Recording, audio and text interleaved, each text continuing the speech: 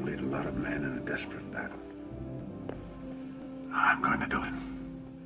I am going to be allowed to fulfill my destiny.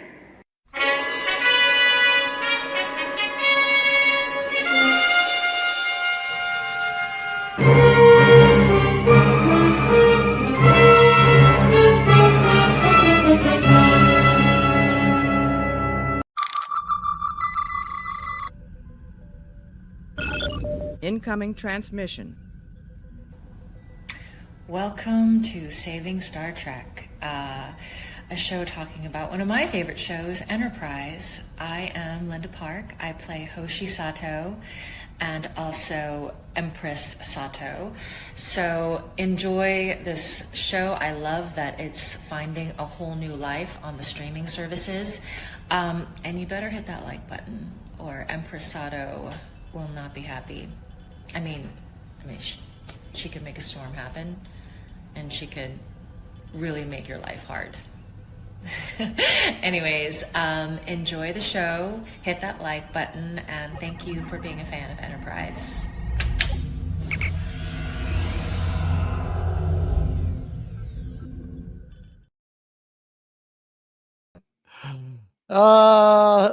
Hello, everybody. Hey there, sirs and madams. Sorry. Okay, I got everyone on stage.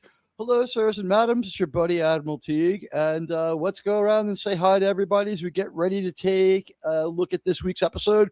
It's In a Mirror Darkly. But actually, before I do that, I just want to say a special thank you to the over 100 Star Trek maniacs who watched the show in like podcast form over the course of the week. A lot of you left your browsers open for a good long amount of time. It really helped us out a lot. We got over 100 views after the fact. That's fantastic for a 30, 40, 60, sometimes year-old episode of Star Trek. We can't thank you enough. And your likes count too. So a special shout out to everyone who's going to come through later, everyone who's here cloaked.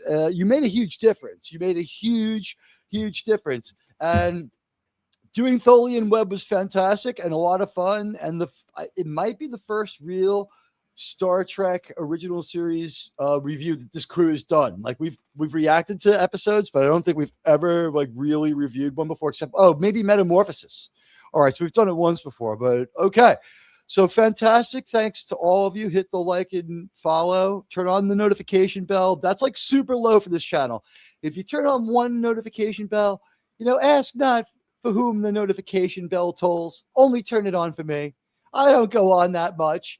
Unlike other people who just don't go off the air that much. But let's say hello to the rest of our panel and see how everybody's doing. And let's start with my good friend. He's back. It's Resolute Germ. Germ was in sick bay last week. He said he had new Trek fatigue. I won't have that, Germ. Yeah, but unfortunately I recovered. All I had to do was spread my life to Nurgle. And I'm here now. Well, we're glad to have you, sir. JT, sir, how are you doing? Sir, you're doing a tremendous job, sir. I'm well, thank you. I was also on an away mission last week. Had to head back to Space Dock and repair the window in the ready room. Transparent aluminum, folks. It actually has a really high R value. But anyway, doing some home renovations and had folks in town. So happy to be back. Sad that I missed the Tholian Web, but hey, we've got a great TOS episode lined up for tonight, don't we? So we do. Maybe after we finish saying hello, maybe we'll let you talk about Tholian Web a little bit. But let's move on over to Sean. Hey, how the hell are you, Sean? It's not like we've seen you around the streamers. Where you been? What's going on? No, hey, glad to be here. Looking forward to talking about a really great episode. I do have a correction though. You did say this was In a Mirror Darkly. We're doing Mirror. It's Mirror. Yeah. Sorry, it all leads up to In a Mirror Darkly in about 7 weeks. Because, sirs and madams, do we have a bunch of this scandalously bad Deep Space Nines where we're gonna have some real fun? A couple of them, and there's 5. There's fucking 5. Germ, we did talk to Dr. McCoy. He said he thought it was probably just a hangnail from when you were in sick bay. Remember Well, that? hopefully he has a pill for that. Yeah. Yeah. We Even one of the also red ones. I would consulted with love to take the pills. we also consulted with Dr. Mamurdera, and he wanted to just put you in the pattern buffer and then hit the reset button. I said Can he probably euthanize not. the guy? Yeah. I do. Before we continue, I want to give a shout out to the Dead Man, because on Wednesday night, on the stream, we were doing Ferris Bueller's Day Off, and the Dead Man said during the stream, he goes, "If you guys don't end this with 'You're still here,' if you don't play that, he was going to be upset." And obviously, you can't play that scene for copyright reasons, but we did have it worked out, Dead Man, thanks to your idea. That Gary was going to do that. He was going to leave, and then they were going to just highlight his face, and he was going to come from behind his door and do that bit. But unfortunately, the stream crashed, so we couldn't do it. But I did give you credit for that idea. So that was a really good idea, and I'm really disappointed we didn't get to do that. It would have been funny. Yeah, what's been going on with YouTube lately? It happened to Doomcock a few times. Some other streamers I was watching. Happened to us on Nick Weiser. Just the stream ended. It was like, what did we do? I paid the extra money for the bandwidth. I bought a good computer, sirs. I closed all of my tabs. I don't watch prawn on this computer. I don't understand. On that computer. Oh, come on. Lie detector. No, not on Hey, this notice he said never. that computer. Yeah, That exactly. computer. Yeah. I have my I had prawn like computer. I had a really elderly computer client, and he Don't kept do that so trashing loud his again, computer. please. You killed me, but he kept trashing his computer. I'm like, sir, could you use a separate computer and not your work computer for this stuff that you're looking? He's like, but I don't look at any of that stuff. I'm like, I see all your hidden caches and all your. I'm like, yeah, come on, just stop. Is that it. when I'm you like, just go the and say? the guy was like 80. I'm like, God bless you. I'm like, I'm not judging here. Just, I'm Like, making what? money off of fixing this computer, but just like buy a Chromebook and be done with it. Yeah. like he goes to Mark, like, sir, what did you see? She was attacked by what appears to be essentially a robot. Oh, oh. Is this a personal massager? Oh, sir. Creepy how you had those lined up so quick, Admiral. I don't know. I don't know.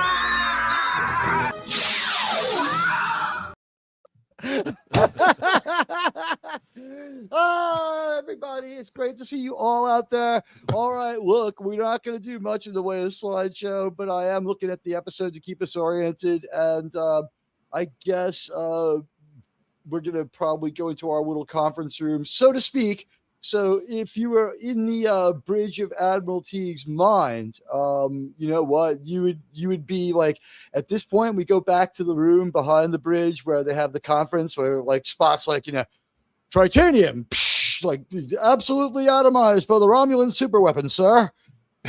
We're in that we're in that conference room now. But yeah, let me say hello to everybody. And Look at what Rocco said.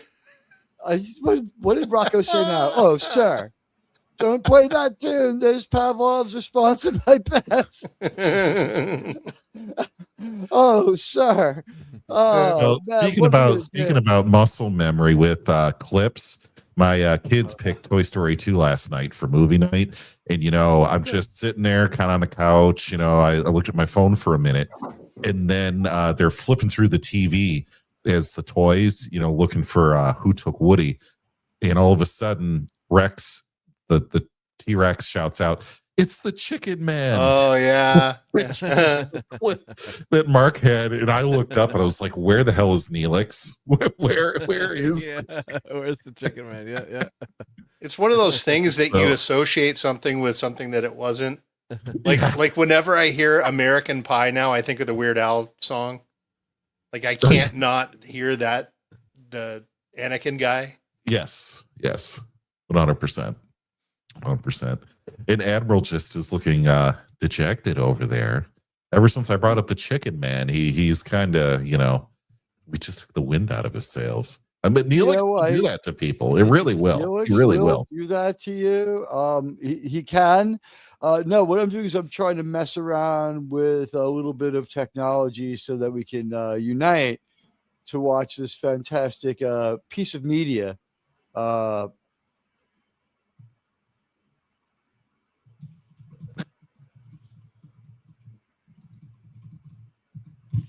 think what I did is I just let my there we go. Certain settings just got a little bit out of time and out of whack, but pattern buffering got scrambled a little. Yeah, I fell a little behind, but you know what? I'm sorry. I got that part taken care of. Let me say hello. In the room right now with me is Germ, but out there in the crowd, we have John the Beagle Dad, Jamie Lynn Simmons, Rocco the Brave. Sean is here with me, and out there with you, Lombardi 1969, Mark Harkness, JT Kirk is in here with me, and out there with you, Gavin, sir, Gavin, sir. We need to send for Albert Einstein. It's good to see Gavin. Radioactive, sir, and the Dead Man. It's good to see everybody here. And I saw Jamie Lee Simmons and John the Beagle Dad. Did I get everybody? I think that's it. You know what? Tell your friends about us. And whoa, there's something on the long range scanners. Let me take a look. Hold on. Check off. You see it. Admiral Teag, incoming super chat. That worked out perfectly because you fired them, and I was like, I intensified the strength at the moment you hit the trigger. Hey, RTNZ, our friend Welshie sends us a $5 New Zealand super chat. Says, now we see in a mirror dimly, then face to face. Now I know in part, then I shall know fully, even as I have fully been known. Corinthians 13, verse 12. You know, my favorite where the is leather 2 came Corinthians. It's fine. My favorite is 2 Corinthians. I don't know about everyone else. Do you know that's what 2 Corinthians? You don't know that one, Mark? 2 Corinthians. I was an altar boy for many years, and I did go to church today, but I'm drawing a blank on that one. The nuns, you know what they're doing right now? They're getting out their ruler, and they're gonna whack me right here for forgetting what 2 Corinthians is. Yep, not that ever happened before at Catholic school, right? Yeah. Paul, an apostle of Christ, Jesus by the will of God, and Timothy, our brother, to the church of God in Corinth, together with all the holy people. It's just a totally random line. I don't know why that became part of that. Remember, they're like, you don't read the Bible. It's like, what's your favorite Bible verse? It's like, 2 Corinthians. Anyway, we have a world in which we have this is the first thing I can think of, aside from It's a Wonderful Life, where we go to use this plot device in series television and in science fiction that I can think of. Shakespeare has a comedy of errors, and what we're talking about in that one is a doppelganger of yourself. But what this one has, and by the way, and thank you, RRTNZ. Thank you so much for that super chat. What we have in this is we have 2 things. We have an opposite world where you have a doppelganger. So we're putting together 2 things. Like, it's truly Shelbyville. This is Shelbyville, and I don't know if I can think of an earlier example of it being used this way. But everyone kind of does this since then. They sort of set the bar with this. And also, like, too much of a good thing, right? When we end by doing season 1 of Star Trek Discovery, you'll all be ruining this decision. Sir. No. Yes. No. Sir. Yeah. Sean, wait, did we say hello to you? Yeah. Okay. Sorry. You didn't say hello to me, but that's okay. You're the person I didn't say hello to. I have to write that you down did and say check hello it to me off. before in the green room. Yeah. No, Hold it's great to be here. Thank you. What have you been up to this week? Yeah, well, I did go to church today, and then this week I'm just trying to catch up on some of my 3D prints and models, and get motivated. I've got a new Cry-Cut printer I got to set up, so a lot of craft, and I'm trying to fix my Nintendo Wii. I was trying to fix the video output on that; it wasn't working. So, God, what a pain in the ass it is to take that apart. I needed engineer Scotty with me to help me, but. Lots of projects, and my wife is yelling at me to get all this stuff out of the family room and get it cleaned up again. So, but yeah, no, it's great to be. And I did watch In a Mirror Darkly and prep. In my brain, I had the wrong episode, but I think I've seen Mirror Mirror like 200 times. So just a couple.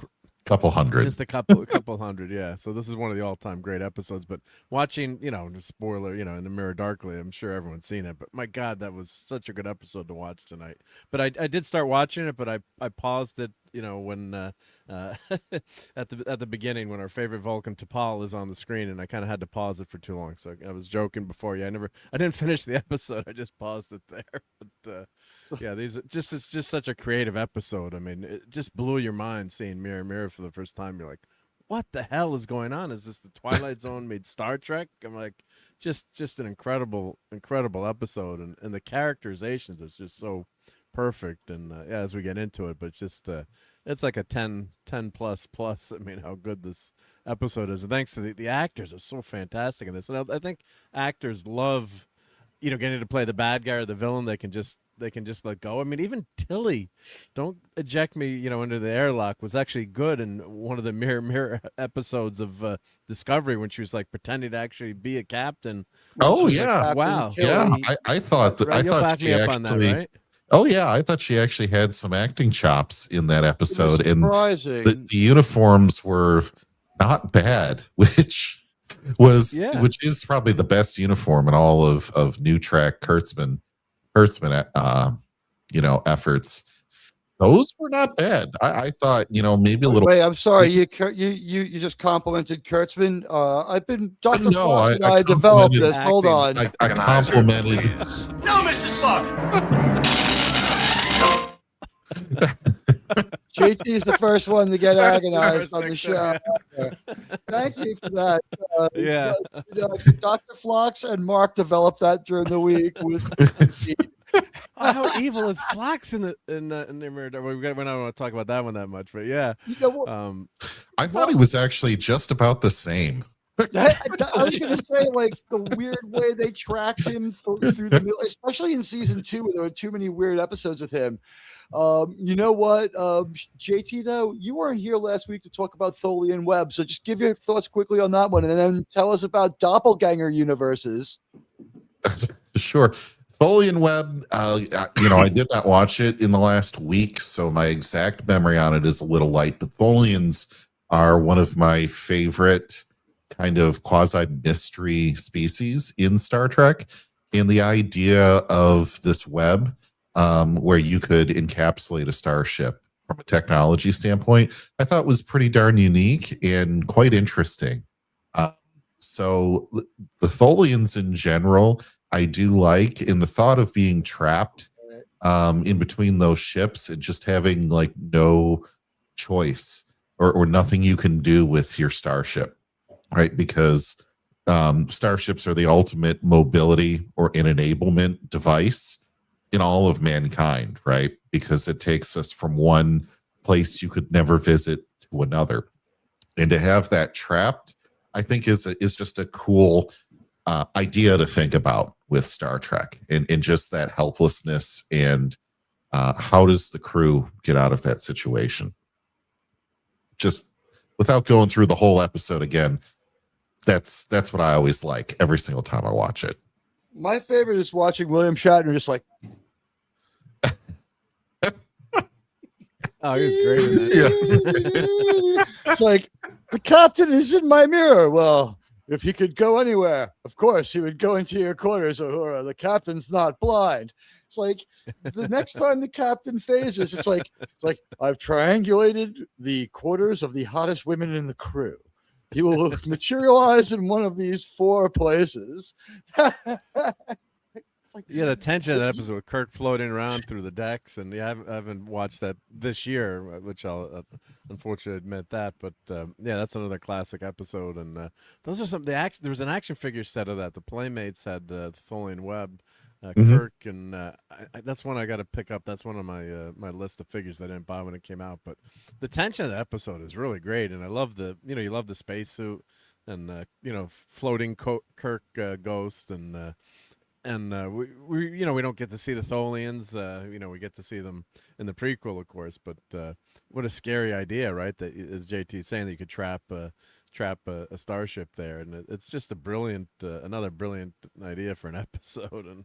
And I love the way they built on that, and tie the mirror universe to the Tholians and to Mirror Darkly. So, yeah, this is the prequel here.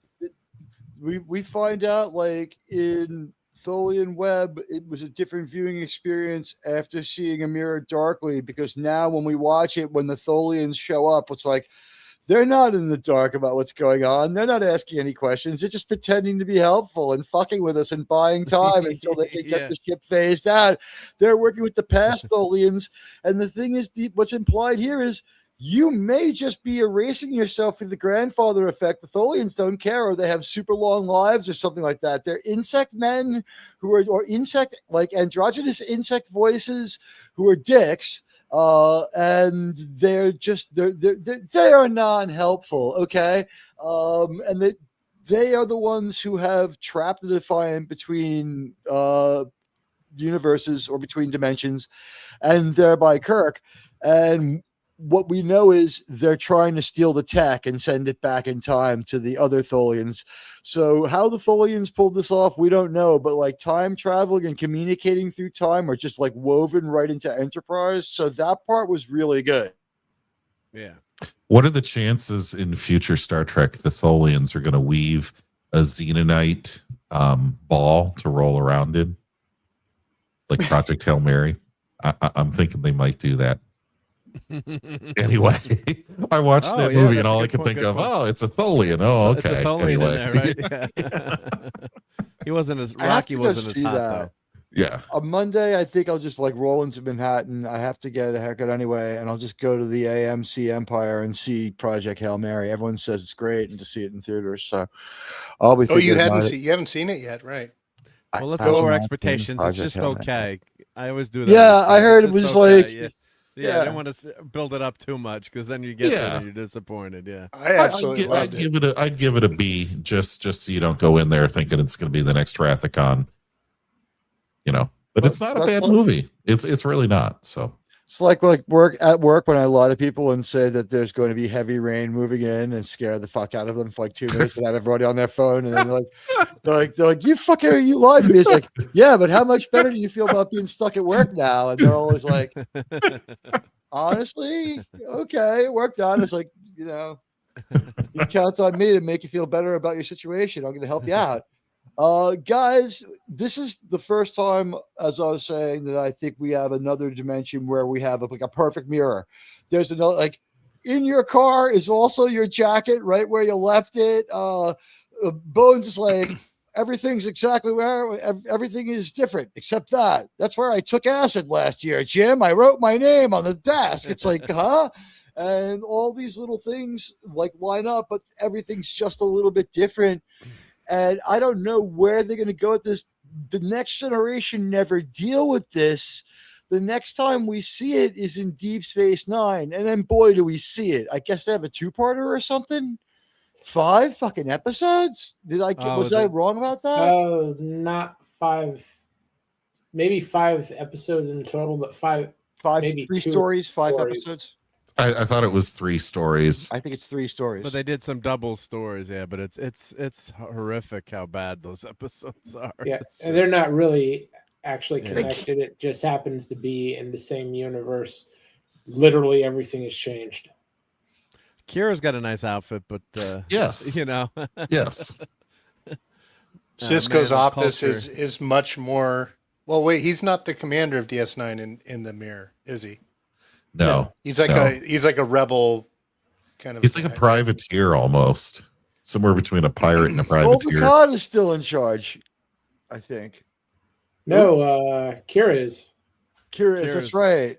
And she's got Smiley sort of enslaved down in the engine room doing everybody's like grunt work.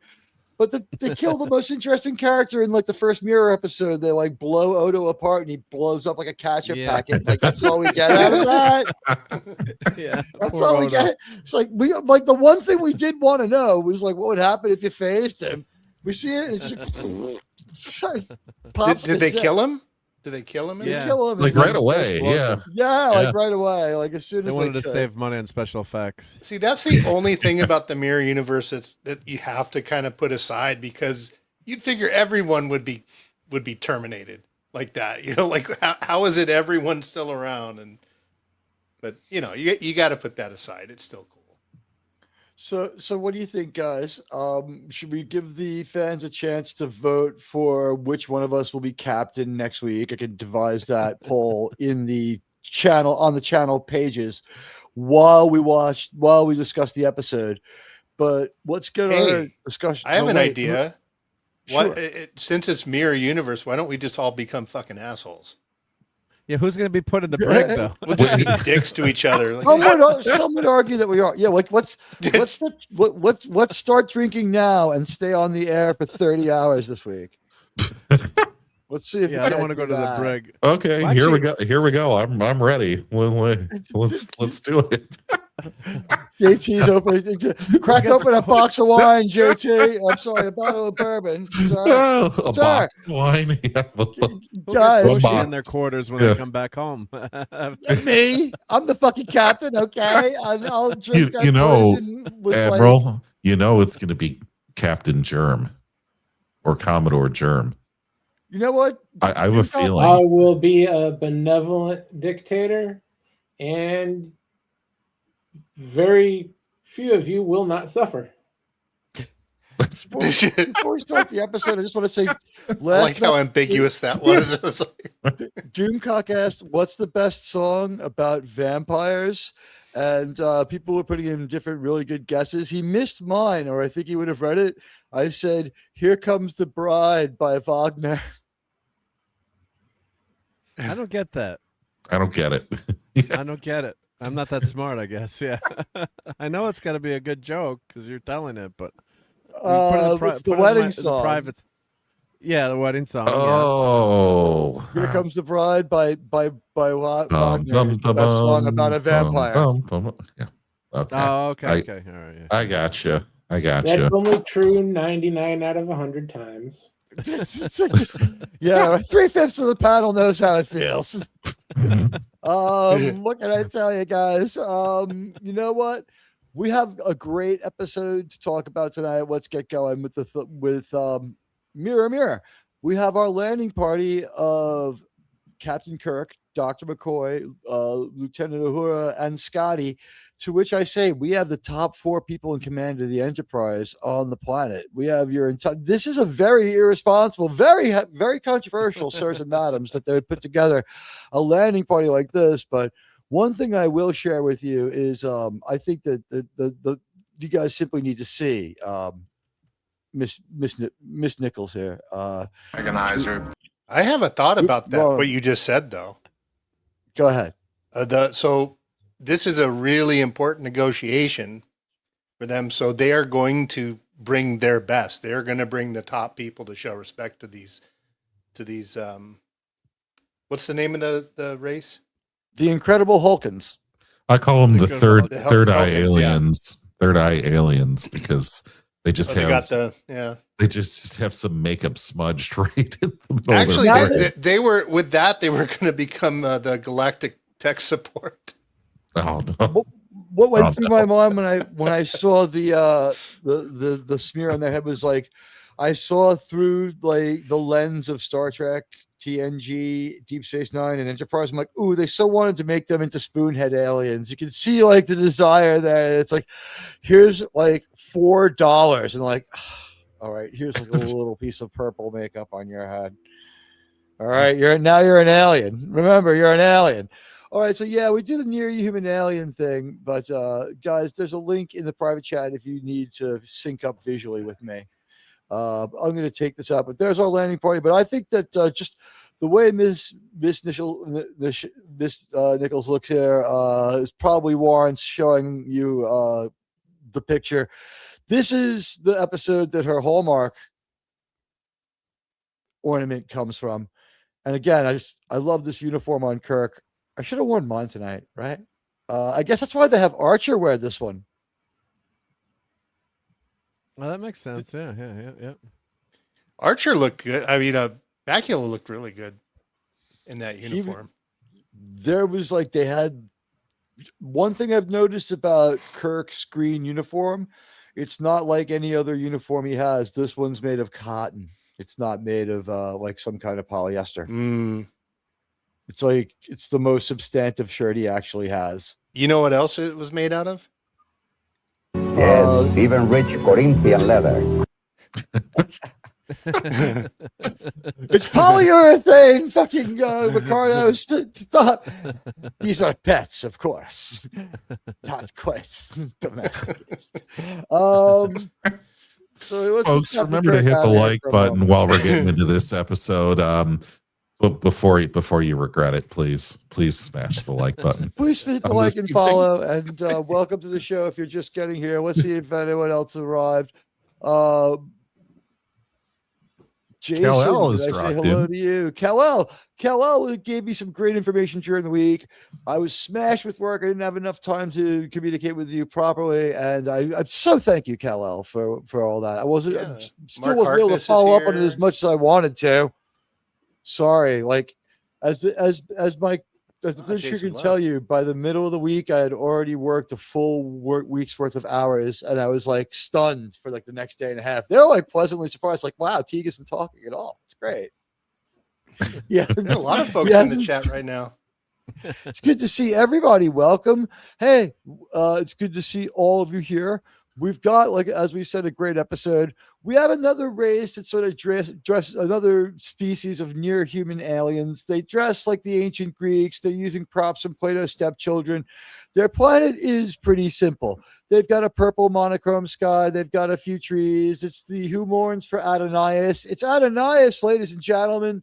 Which is, I believe, not the god Apollo at all, but the Romanized form of the Greek god Adonis. This Why the fuck they went with that level I think they must have filmed this around the same time they filmed another episode around this. I bet if we went back and looked, there's another Greek-like episode within a couple weeks before or after. This is like props in Plato's stepchildren. The episode after this is the apple. That's a similar set too. Yeah, it's the same fucking planet, that's for sure. Yeah. Well, they're on the same set all the time, but that background lighting, but yeah. They do have their planet hell set that they change every week, but this week, so the Hulken's like, "Oh no, Captain, we could never let you use our dilithium crystals. They give you the ability to harness tremendous power. Oh, they could be perverted into a terrible weapon." And I'm like, there are people out there so much worse than Starfleet who are just going to come take this from you. And then, like, Kirk's like, "But we won't take them from you. Think about that."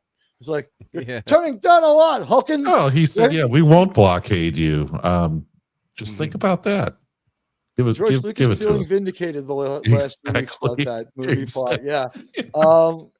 You know what? The Hulkins are like, "Oh no, Captain, sir. Oh, Captain, sir, we couldn't be part of this Federation." And he's just like, "You're turning down a lot of good things. School, the Federation Trade and Credit Union, theater, college for your kids, and possible future in the Federation military, where we're going to manage to have like several overlapping spy agencies in the Kurtzman verse." So we have the Hulkins reluctant to share the power with the crew of the Enterprise and with the Federation, and with that, they beam out, and they beam out with our traditional beaming effect, the one we're used to. We make good reuse of the Pike beaming sound. It's a really long, painful, super loud beaming, and like the special effects crew who did the new version or the Enterprise people, they thought this one through really well. They used the plot device of having the ship sort of like flip back and forth in the orientation of where it's going on the planet, like the way it orbits. And when they rematerialize, it's basically the Klingons' transporter effect. And you can immediately tell that Nichelle does like 400 sit-ups a day. Oh my God. Never eats anything. Yeah. Yeah. Those are some killer apps. Well done. Well done. She had discovered the incline sit-up long before other people. Yeah. I love it when they kind of do that ship freak out and they alternate back and forth, and then you get the ship with the antenna coming out of the front of the nacelles. Yeah. Yes, it's got like the nipples of the ISS 1701 are hard. Yeah. It's a little bit excited. And I love the sword going through the planet Earth. Also, it's of the Western Hemisphere because even in the alternate universe, I guess America's number one. Hard to say.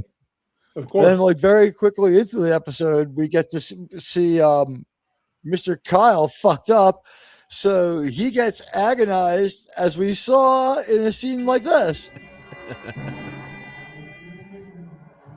Uh-oh. Oh, I hate it when that happens. No, Mr. Spock!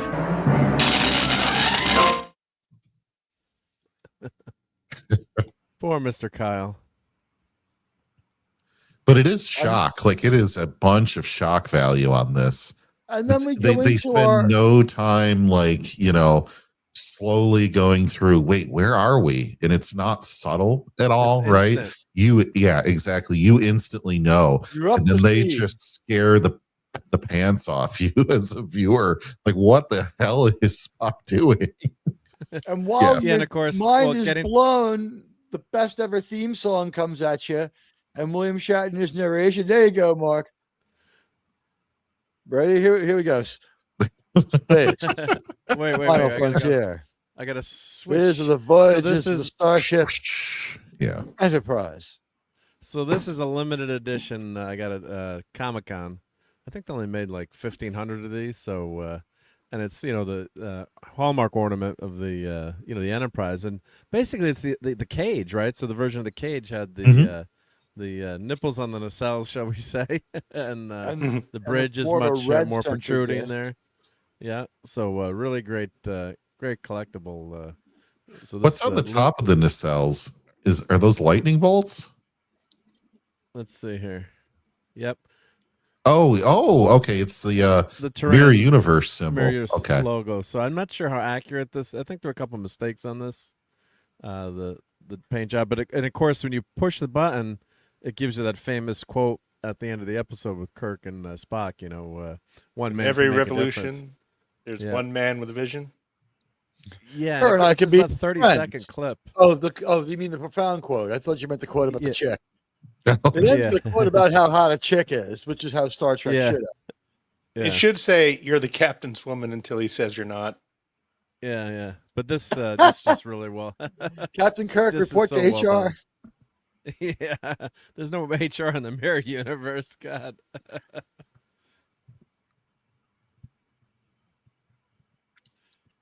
So, Mark, by the way, folks, guys, when we were watching that episode tonight, my wife hadn't seen it all, and I said, "Oh, here comes the best line in the whole episode," and he says that you're the captain's woman until he says you're not. I got eye rolled. She did not like that comment. Yeah. I just wanted to say to the community, thank you for supporting me and having my back for so long. It's been wild couple of weeks here on the Final Frontier, and you know what? Like, it's cool.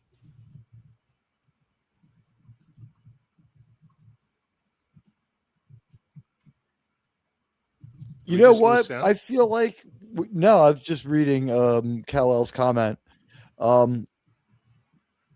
You know what, Kal-El? It looks as though the mirror universe of New Trek is sort of coming to an end, and they were always the mirror universe. It's like when they broke through the mirror, like those people should have been like nice and well behaved. That would have justified their stuff. They could have pulled off some kind of justification for it. It's like, oh, we were always the mirror universe. It's like you blew that opportunity, or no, even the mirror universe has a worse mirror universe might be the fix there. It's like, or the mirror universe destroys the New Trek universe, and it's gone. There's a special needs mirror universe too. It's gone. It's just gone. Yeah, they salute. Kind of like Star Wars would be nice if they did that. Yeah, they salute rather slowly. But if you watch this at 1.5 speed, like I did for time reasons, it looks very 1930s. We'll say that. Very Elon. That's the yeah, exactly. Very Elon of them. Same time. It's interesting how much effort they really put into Kirk's uniform here. Like it's hard maybe for you to see it in the old original cut of this that's not upscaled and cleaned, but they put on like, what is that, like some kind of gold leaf lame. or lame? Thank you. I knew leaf wasn't the right term, but I was close with the L. I know wardrobes, yeah, and fashion, yeah. Yeah, I don't. If it deals with Star Trek, I guess I have to know it, right? Yeah. Yeah. The East Coast, New York area guys both are like jumping there. Like, it's LeMay. Like Curtis LeMay. I meant Curtis LeMay. You know, I was being skinny jeans not on that for I know tomorrow, yeah. It's not like I'm wearing gold LeMay pants right now. Like, Elton John wears LeMay. I won't stand up. Yeah. So, like, you know, Scotty, they basically just pin other medals on him.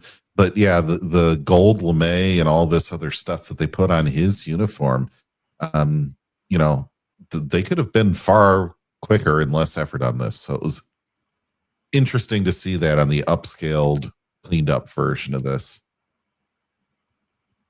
And with Uhura, it basically looks like they just cut one of her uniforms and hemmed it up. Yeah. I am fine with that.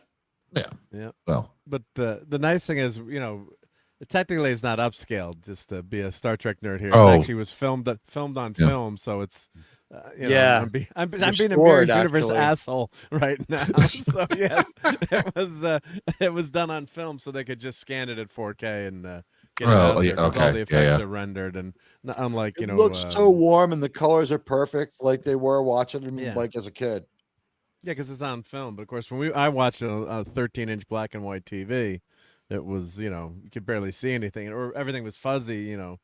And you know, now when you watch it, because you can see, like, when Kirk is stunt, you know, there's a stunt double for Kirk, or you can clearly see everything when it wasn't meant to be. I think Sargon is Kirk's stunt double. Yeah, who would have ever pictured you'd actually have a view screen in your den, you know, when you're watching Star Trek in the '60s, right? I mean, I love that Derek Bones is a slob. Do you think he's hitting up like the small fridge?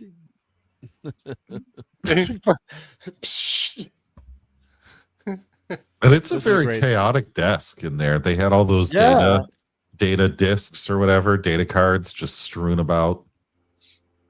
Yeah. Yeah, the way I'm seeing it, this Bones is probably wasted all the time. Oh God, yeah. But it's just amazing how they just fall right into line, though, and they go with it, and it's just a terrifying situation too. If you can just imagine that happening, I mean, you know, it'd be like waking up and finding out that, like, say, Hillary got elected or something. Or, please, sir. Oh, sir. No. All right, let's keep the politics out of this. Yes, sorry. Now this. I was just trying to reach for a big. I have to say this one really quick. Someone in Doomcock's chat's called "fuck Hillary," or Huck Hillary. No, it's Duck Fillery. Huck Hillary. Huck Fillery. Huck Hillary. Huck Fillery. Yeah. I was dying on that one, man. That was a creative name. This is probably the weakest part of the whole episode. You find the true limit of Sulu's range. He does not play a straight man trying to be a chauvinist pig on Uhura. It just never comes off that way. I thought he did great. We're gonna have to disagree on this one. I never buy it. This is the thing that had me so surprised when George Takei was gay. I think the first thing I saw was this version of George, right? When he came out, Mark, wasn't this like, no. It's like Rob Halford, you know, that was joke with my buddies, like, there's no way Rob Halford is gay, you know. And we all wore, you know, tried to wear, you know, dress like him, you know, but he's not, you know, it's like a running joke, you know. We love Judas Priest, but like, I was always like, me and like my friends, my clique were always like, he's definitely gay. There's only one reason to dress that way. We live in New York. We've been through the village. We've seen what goes on, like to a degree, like how people dress. Like he's sending us a message. Like he's definitely doing this because he's gay. It's like even the other guys in the band aren't as far over the top. He looks like what like we're guessing what he is, and a lot of people wouldn't accept that. And we're like, what difference does it make? Like, you don't have to do anything with the guy. And some people, it was just like, no, Judas Priest is too good for that to be true. And it's like, well, it's like, can you still listen to Judas Priest now after you say that? The one character in all of this that I feel is the most strained in credibility is Spock in all of this. I honestly think that it was such an interesting and different take on Spock that I was sort of a little fascinated by it. And I think the goatee, there's a lot to be said for it. I mean, ask Cartman how far that goatee will get you, okay? It's bigger, longer, more uncut facial hair for Spock. But it occurs to me that Kurtzman Spock kind of has a beard, so maybe he is like another. They're definitely getting a metaphorical beard, not a physical beard. I predict decanonization after a few years of being an alternate universe. First, it'll be an alternate universe for the Kurtzman stuff. Will be an alternate universe for a few dozen years, maybe a dozen years, and about 10, 12 years from now, they'll just decanonize it completely. Oh, sure. When he delays and gives this enemy, well, not even an enemy, but just a victim species, 12 hours, and then he's like, I have my own plan, and he doesn't explain it. I was a little disappointed by that. I wanted him to explain it a little more. I wanted to see Kirk be more cunning than he is in this episode. And look, they didn't have time to add all of that in, but I really, if there's a book of this episode, I would have loved to have seen him go into something that's super clever here. And I'm nitpicking, folks, because this is probably a top 10 episode. Yeah, because they're so scared of Kirk, like he's the ultimate badass. I think if he says I'm delaying 12 hours and I have plans, if you question Kirk, you're gonna disappear. Oh, sure. So I think that in the back of his, does he know about the what kind of horrible shit is he going to do in 12 hours? Does he know about the device yet in his quarters? He doesn't. At this point, he doesn't know. Not yet. No. He doesn't know, he knows neither of the two dangerous devices in his quarter. Yeah. Yeah. The speech he gives to the girl about potential profit, he should have gave to Spock on the bridge. That's a good point. But after leaving the bridge, Kirk gets jacked by Chekhov and a couple of Chekhov's henchmen. And I did like that in this universe, Chekhov is both capricious and hates Captain Kirk, because the only real traits of Chekhov are traits that we reuse on Mr. Mayweather. That he's like very like level-headed and very much like a fan of the captain. Like without the captain, he can be flaky and freak out, but like when he's around the captain, he levels up and he's level-headed. Like when he wanders off on his own, he screams. Not at the end. Sure. At the end of the episode, he turns out to hooking up with Hoshi there. I meant Chekhov. Oh, okay. I thought you meant Mayweather. No, mirror Mayweather. And you know what? Like, it's really in the mirror that we see some great performances. I got to give it to Anthony Montgomery for his performance in the mirror. I believed he wanted Hoshi, which that was an easy sell for any human being, male, female, or whatever. Just kiss of the Spider Woman, kiss of the Venom's girlfriend woman. Just the cutest thing ever. And she played evil so well. Kiss of the Spider Woman. That's a different outcome. And speaking of Rob Halford, but yeah. I just keep thinking about the fact that she dated Tom Hardy. That Linda Park dated Tom Hardy for like 4 years. God bless Tom Hardy. Yeah, lucky guy. Yep. Smart. In the pictures, he has such a baby face. He's unrecognizable. Yeah. I love the scene where Kirk steps out of the turbo lift, gets hit in the face, and then his guard comes to the rescue, and the guy that saves him just gets popped and knocked out cold in one hit. Yeah. Kirk learned quick. Has he been to the Rome planet yet? Like, does he have that for context? Kirk is not a quick study. Also, he's basically asking ChatGPT or your favorite LLM of choice about himself. So this is like not a new thing to have Grok or any of that. Yeah, we sort of repeat that. It's just we're catching up to the the Enterprise tech now. Mirror universe. Yep. Yeah, isn't that pretty cool? He does ask, and he goes and consults an AI. Yeah. I mean, it's amazing how much better just in the last year the AI has gotten. I mean, Google search is almost obsolete now. You just use the AI to figure out stuff, or like you ask Grok. Like I just asked Grok, like what are the 10 most unusual things about this episode, right? Think about this: they were 30% of the way faster, or something like that, right? They projected this would be in 200 years, but like. It's not like the technology didn't already exist. It took 60 years for this, because now you're muted, I think. Now Chat GPT like suggests a plan for you at the end too. Yeah, there's nothing new about the technology. It's just the CPUs have caught up to, you could I was watching a video, you could do could do learning on a PDP mainframe. It's just, there's not, they can only do very simple things. So the concept is not new. It's just that we're finally getting to where, the computing power. Was posted on Twitter a couple of days ago. My first computer, someone was asking, one of those, like, what was your first computer? How old are you? Mm-hmm. Like, my first computer was a 1982 Radio Shack color computer with 4K, 4 kilobytes, which my watch, I think, has like 32 gigabytes, or maybe, I'm not sure how many gigabytes this watch has. So this watch has like thousands of, more computing power than my first computer, 4K, and a cassette that you connected it to. Mark, did you see my comment on that post that you made? Yeah, with the shirt, with the Freddy Krueger shirt. Yeah, it was a total Freddy Krueger sweater.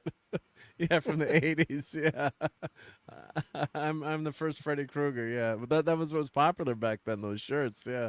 Yeah. So, but now, Kirk is using the tech here, which is great. Being so intelligent, and they're 60 years ahead. I mean, this is a huge leap. They jumped the tech that they use here, and it's exactly what Grok does now. It's like, tell us this, tell us that. What's this theory? What would happen if we tried this? Would you like me to suggest a plan? Yes, do so. Like, it was exactly a Chat GPT session, right? It's like, if you'd like, I could suggest a plan on how you could fix your car or whatever it might be. So it was exactly the same. He's like, Kirk just prompted it to create the process by which Scotty would go ahead and do it.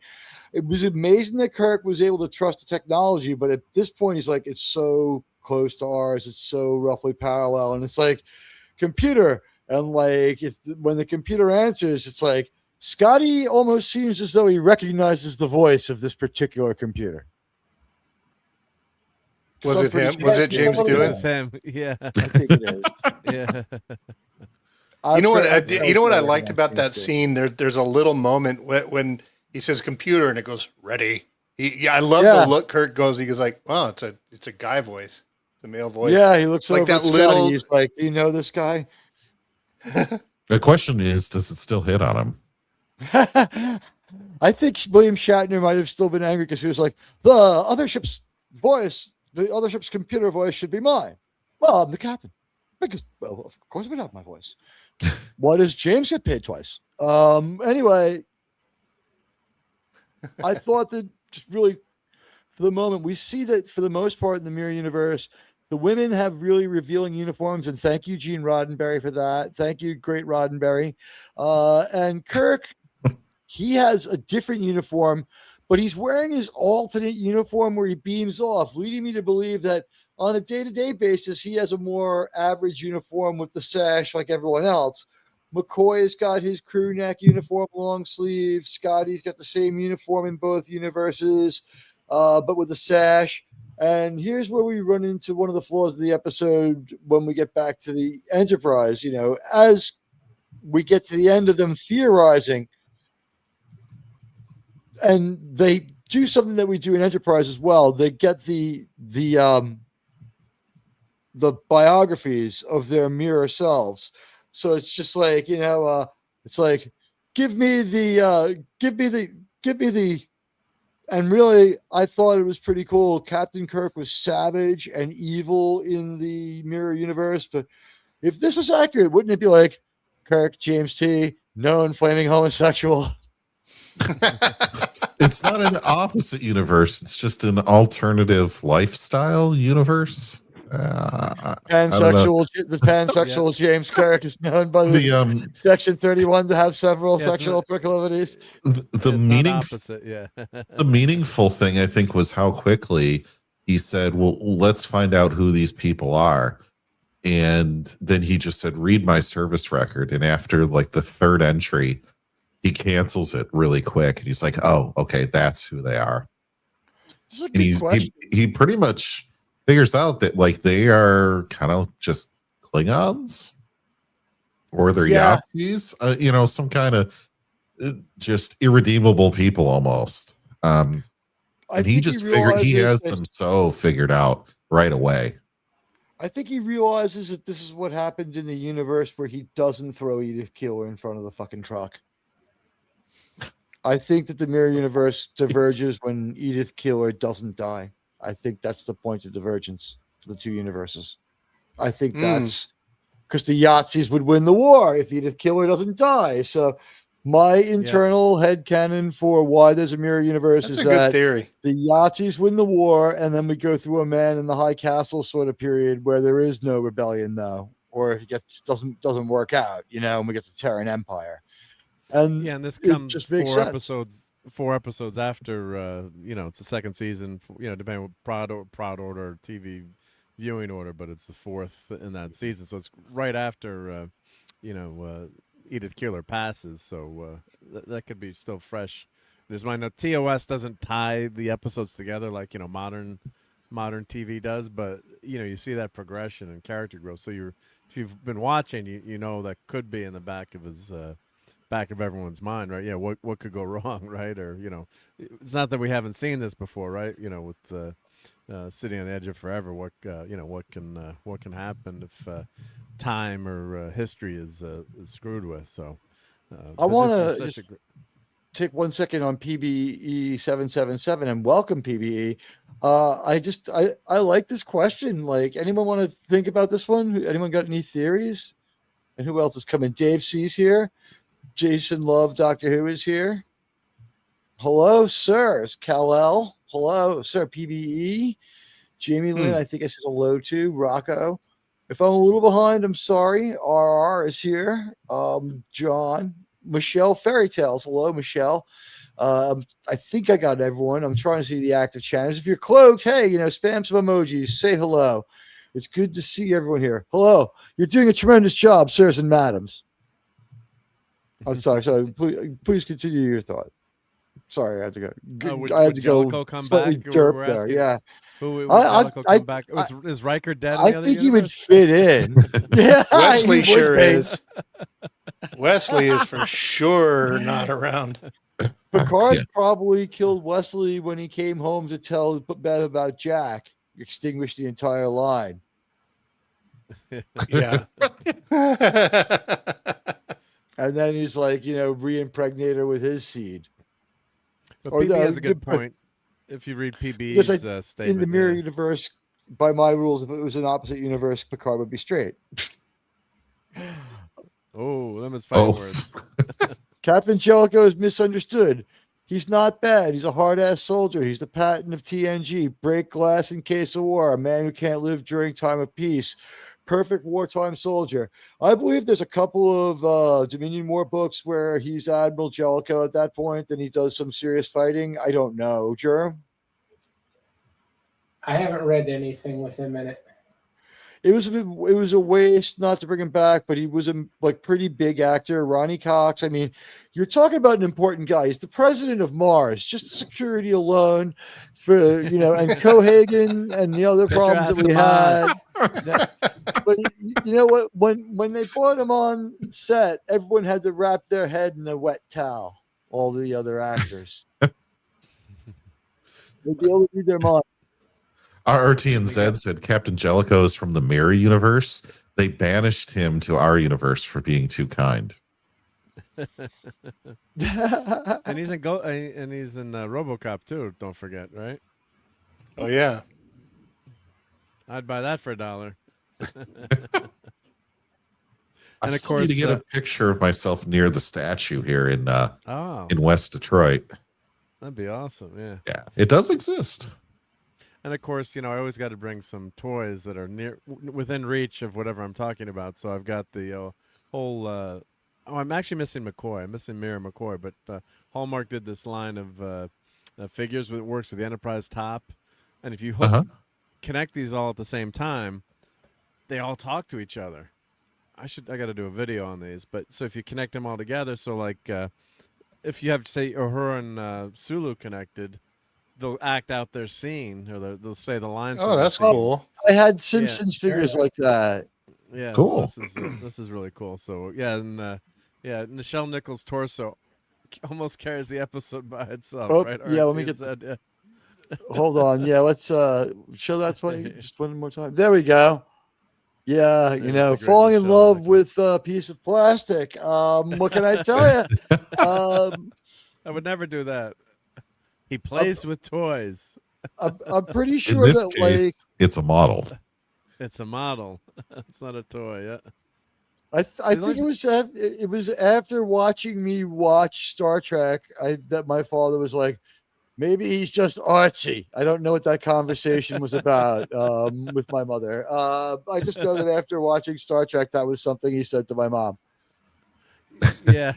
Well, that's not all bad. I think he's maybe he's like a theater kid or artsy or something. Yeah. But these, if you, it wasn't what I thought. I I don't know what he was talking about. Can you guys help me out with that? I don't know either. Yeah, I'm not sure. That boy ain't right. The only bad thing about these is sometimes they'll put the head, the connector for the head. They'll put it like they should have put them behind the figure. So when you have these on the shelf, it's like and a little more hidden.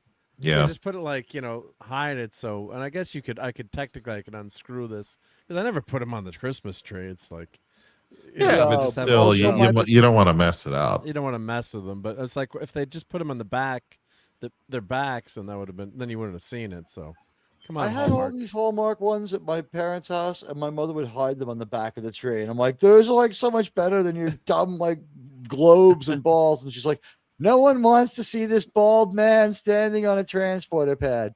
I do. So at any rate, back on the regular Enterprise in the real universe, we've seen now here in their primary uniforms, the way we're used to seeing them are their mirror counterparts, their doppelgangers, if you would. These are not quite their opposites, but they are savage. They are mean. They are crazy. I'm going to guess they're also going through withdrawal because to live in the mirror universe, you're like scraping like engine, like trilithium resin off the inside of like the warp core and stuff like that. You're like concentrating the delta waves, whatever you have to do to get a little bit like stinky. That's why Mr. Kelso or whoever it was fucked up on that beam over.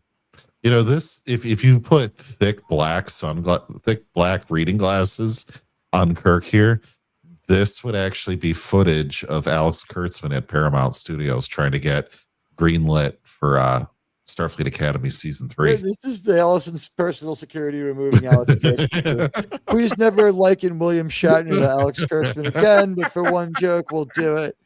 Well, this is the mirror. This is the mirror series. I get to be complimentary. That's right. You're Crick TJ. you need to get like a Karak avatar. Oh, I should. You should have like a kid, like when you come back here next week, have like an eye patch or something. And by the way, I've got my 96 Yankees hat finally came in the mail from it took like almost a month from Ohio to New York. What the hell is going on with the New Era Hat Company? It almost changed errors in the time that I was waiting. Yeah, my son is wearing a lot of my old Yankees gear, and like from the '90s. He's loving it, He's like, "Oh, this is so cool, Dad. This is like really, awesome. Have this old stuff." I hate they switched back to the brim being gray underneath, but at any rate, I would like to talk for a moment about. Mechanizer, please. No, Mr. Spock. I didn't really mean to do that, but once you trigger it, how do you go? How do you stop? It's too fun. It's too fun. And that was the new effect added in. There's going to be a new effect to the agonizer booth. We won't see that, but I'm guessing also like Mirror Kirk is going through some sort of like if regular Kirk had looked around those quarters later, he'd be like, "Hey, glass tube and like torch. What is this for? What are these small white fragments?" Like, I'm guessing he has as much space crack as DePaul. Like they probably coming off like all sorts of space probably chunks, be a common thing in this crew, but they're not going to show that on TV. But let's be real, it probably would be heavily prevalent. Where in the regular universe, they've pretty much done away with that, right? To the point where in TNG season 1, they're like, "Oh, drugs? What are those?" And well, we got the PSA from Tasha though, so yeah, drugs can make you feel good. Nancy Yar, temporary. Yeah. Nancy Yar. You know what's funny is when she does that, I watch the sequence. It's precisely 90 seconds long, which is precisely 3 PSAs. It's precisely 90 seconds long. It's 3 PSAs worth of anti-drug information. And they got their tax subsidy. So I think it was so self-aware. Like, I think that they probably were never allowed to get that subsidy again after like the government guys watched it. It's like, all right, they're actually glorifying drugs. They punked us. This is not a real denunciation. It's like Gene Roddenberry denouncing drugs is kind of a little bit rich too. I mean, I love Gene, but let's face it, he loved getting high. And let's be honest, the quality of the stories and what he gave us was so great that I'm sad that he was tortured, if he indeed was. But would anyone change anything? Does anyone would anyone prefer a different Roddenberry, a boring Roddenberry, a sober Roddenberry? I mean, I'm sorry that it tortured him, but like maybe he's Mickey Mantle that way. I hate to say it. Well, sometimes those problems in life help bring out certain stories, and the classic tortured artist. Look at all Vincent Van Gogh, right? I mean, just it seems like a lot of artists have a lot of quirks, but maybe that's what makes them great and unusual, and not cookie cutter and not boring, right? They have a very unusual way of thinking. They need their pain. I think they need their pain, yeah, and they're makes that's them why who they are. Different. Dare to be different. I had that radio station in my area. Yeah, from the 80s, but and DRE from the 90s.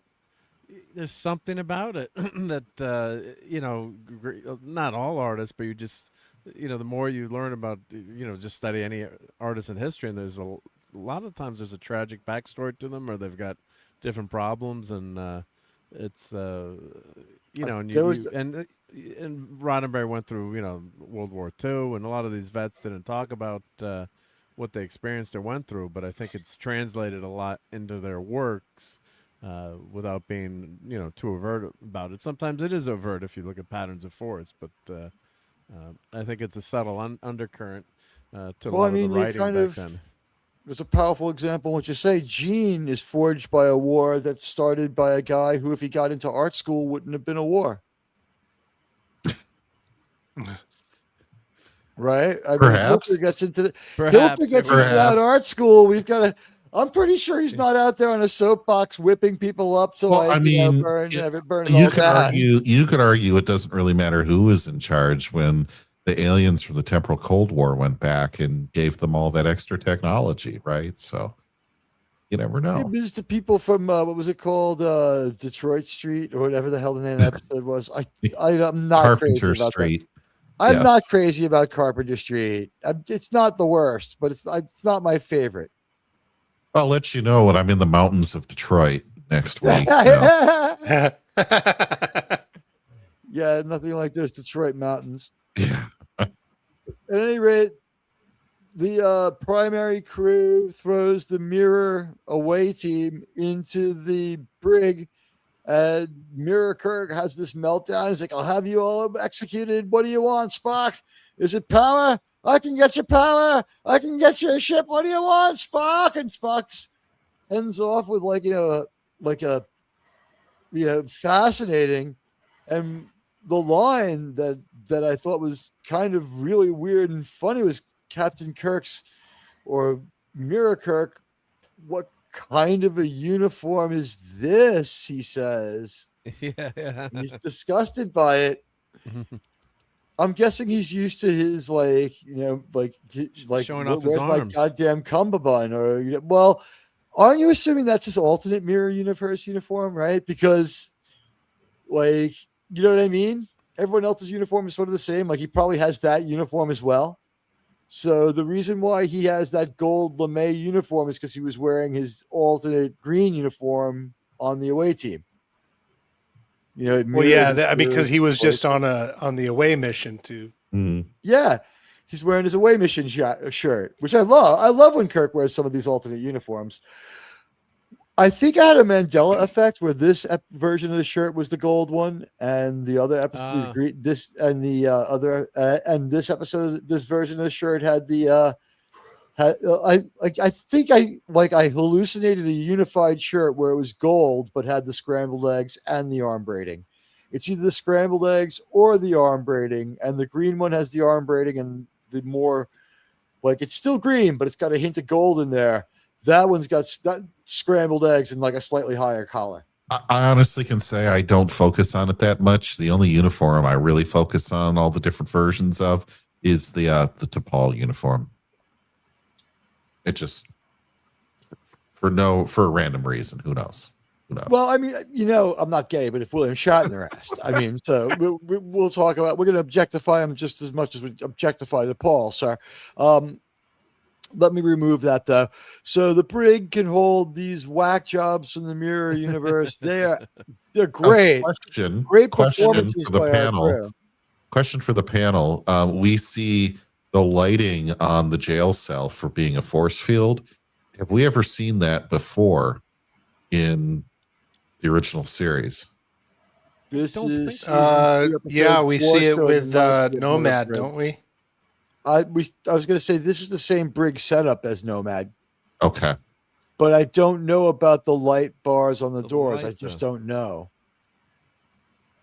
I think we may have enhanced them a little bit. I think there was always because when Nomad goes into the chamber, the light turns on.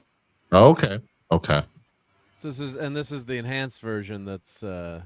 Well, the light only would have been I think they only would have been able to make it more visible. I don't think they would have been able to edit it had it not been there in the first place.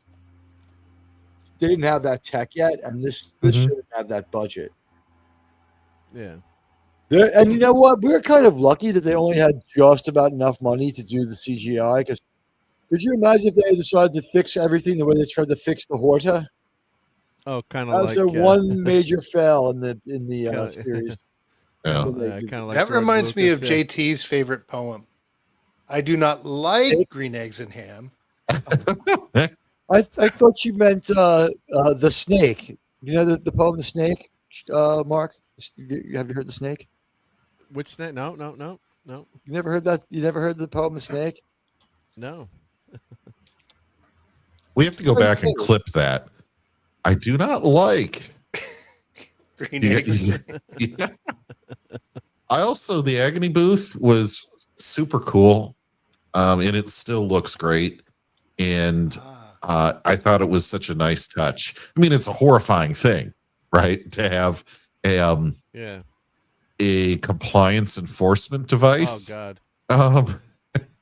But man, they were like, we only have so much money to change our set this week, and they spent it on the costumes, and they spent it on very few select things, and that was probably one of their biggest budget items, and I think it really was a success.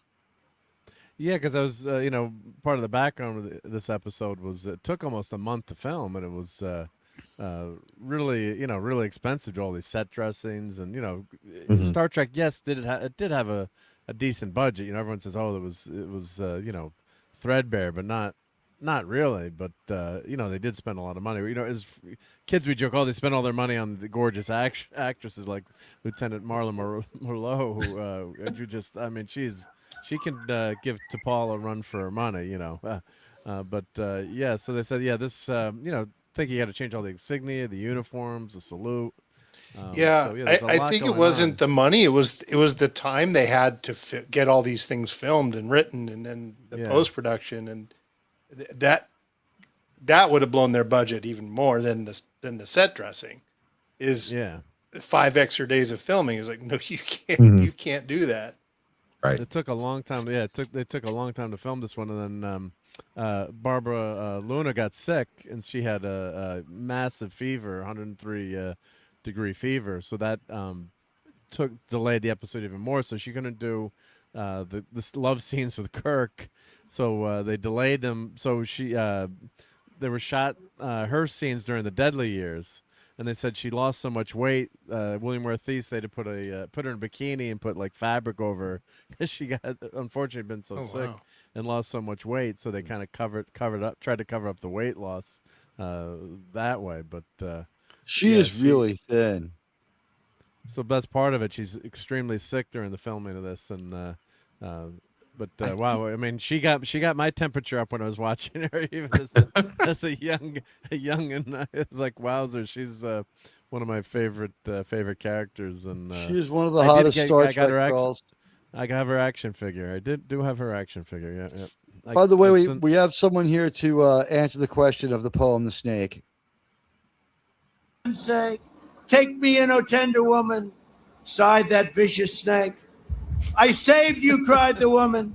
And now do we remember the poem, sirs and madams? The snake. I'm not going to read the whole thing. Shut up, man. Stupid woman. You knew I was a snake when you took me the fucking bitch. Yeah. I love that poem. It's hilarious. It's not the best poem. It's hilarious when he reads it. What can I tell you? This Spock uniform, what do you guys think? I am a huge fan of this uniform. No, Mr. Spock. Well, we do get to see the uniform, so that helps. Let's get the uniform back on screen. Mm-hmm. Here we go. Yeah, it's a good-looking uniform, I gotta say. See, little known fact: instead of wearing the Vulcan Idic, he's wearing the Vulcan I'm a Dick. In the mirror universe. You know what? The guy who did the Soviet Star Trek AI. By the way, good luck to our friend Neural Derp. Recently demonetized. Oh man! Oh no! Another one got nailed. Neural Derp is the one person where I don't understand how their channel got dinged. Stark and I had a phone call. We figured out what happened to him. And hey, the dead man. Thank you, sir. See, yep. I knew there was an anomaly on the sensor. I thought it was a mistake. But Admiral Teag, incoming super chat. You know what? Thank you, the dead man. In the spirit of Star Trek Defiance, let's play a little bit of sound, and then I'll read the super chat. Carthaginians defending the city were attacked by 3 Roman legions. Arab women stripped them of their tunics and their swords and lances. The soldiers lay naked in the sun. 2,000 years ago, I was here. Well, this match will not be postponed. Believe me, we're going to get a chance to have the original continuity back. And this trip through the mirror universe is a celebration of that original continuity. We're not doing Discovery season 1 at the end of the arc. Okay? Oh, jeez. Star Trek. And also, I don't want to burn out my crew before Strange New Worlds comes back. And that's why we're doing all this compliance. By the way, guys, the dead man with a generous $4.99 United States Super Chat says, from what I've seen, only in Enterprise, they have a big physical door over a force field. They have a brig with a physical door over a force field. I think the deal is like it's got like some kind of stun field, and I think maybe it's a decon like shield grid and security door. Yeah. Mm-hmm. Wait, Enterprise? Decon button. Enterprise, yeah. For a while, they make a point of like Archer points to one person and has them go over to the button to push it, and then 2 episodes later, they're just talking through the doors. I guess he had them make the modification. It's probably just electrified or something because I remember Reed is still working on developing force fields.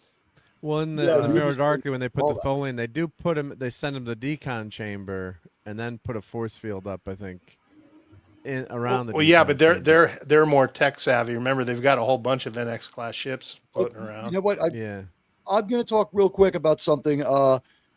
I don't really think you guys need to worry about this channel. It's not any worse than it is for anyone else. They are kind of trying to silence free speech, and I do have empathy for anyone who is demonetized. I had a good phone call with Tony. We figured out exactly what happened. He had the balls to be introspective about it, and he's going to be able to redesign his show so that he'll be back and be on top in no time, and it'll be a much better show than he's done in the past. So the best days of Tony yet to come. I think also he'll probably be able to, be the best entertainer that he can be. So that one I have a lot of faith in. And the other one, we know why it happened. We've had a discussion about this one. Now, we're not going to tell anyone how to deal with it. Their damage control is what it is. And my hat's off, honestly, to Jill. Long may you ride. 26 hours this week? Congratulations. Way to go. It's a feat. And you won't be silenced. Congratulations. But this channel, Tony, to his credit, he realized that what he was doing was not his content, his entertainment wasn't inauthentic. His format and his content was inauthentic. Sean, have you talked to Tony about this one since it all came together in his head and it came to him what he was doing wrong? No, not since his live stream the other day was pretty good, and he's committed to doing what he needs to. And the initial one, not the one that he deleted. Well, I'm sure I hope he deleted that live stream. Yeah, that was the turning point stream for him. He realized a bunch of things. Oh no! I mean, on the day after the demonetization, he had a stream to explain stuff to the channel members and stuff. I'm hoping that one was removed. But he understands what he needs to do, and he worked out a solid plan. He talked to a lot of people, and he got some good advice. He moves forward. Both of those channels are taking 2 different paths. Tony understands that he did do something that broke the inauthentic content policy. I had to spend a lot of time figuring it out. It took up a lot of my time, but I already had told you guys I wasn't going to be around last week because of the real world. That did give me a chance to understand the terms broadly applied, vaguely worded policy and what that implied and what that meant. And,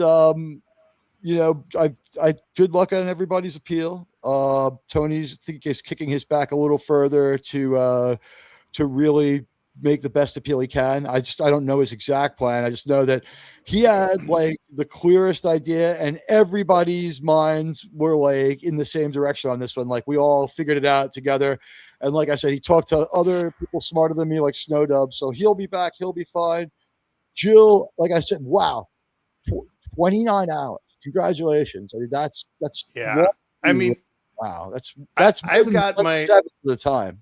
I've got my thoughts about and I think I've shared them with you, but I won't share those publicly. It's not for me to say what I think someone ought to do with their channel.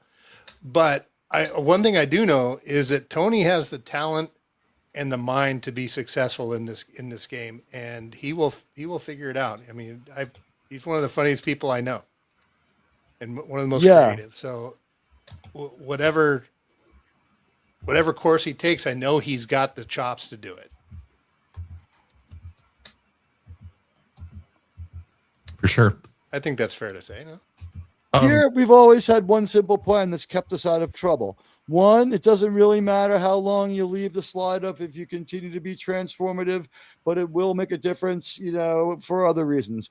We have a transformative show. We're not going to have a problem with that policy. And also, we kind of like, out of everybody, I have always been the one who reads these rules. And the one thing I've realized, and the unfortunate thing is, and the reason why we try to get a foothold on Bumble, where I say hello to everybody over there now. Let me take a look over there and see what we got. I know at least Vic is over there. I send Vic the link every week.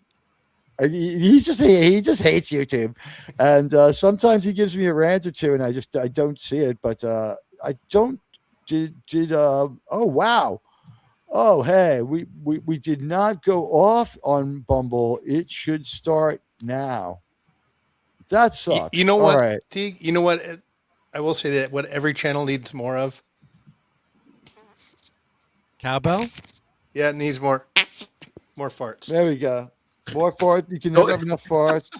That wasn't an AI fart either. That was a real fart. And we're live on Rumble. Yeah. I'm sorry we're late. Sorry, Rumble. That's just the way it goes. You just started the Rumble stream now? Yeah, I messed up. It happens. It happens. No, better late than never. Artemis 2 didn't go off on the first time, so. I apologize. Things do I boomer during this typical Mark D stream? At least 3 or 4 to start the stream, right? Or? Sunday, you're pretty clean. Friday night, late night Fortnite. The game throws an interesting mechanic into the works. We'll just say that. What I wanted to say, Admiral, on this uniform was I think that it's actually really cool and unique. It is fucking cool. It's something we never really see this specific pattern at any other time in any other uniform for Star Trek. It does remind me of one Star Trek uniform, actually. It does actually remind me of one uniform, yes. I was Picard and the officers season 1 long dress coats. Oh, okay. I was actually looking at this thinking this would be a perfect uniform for Star Trek United.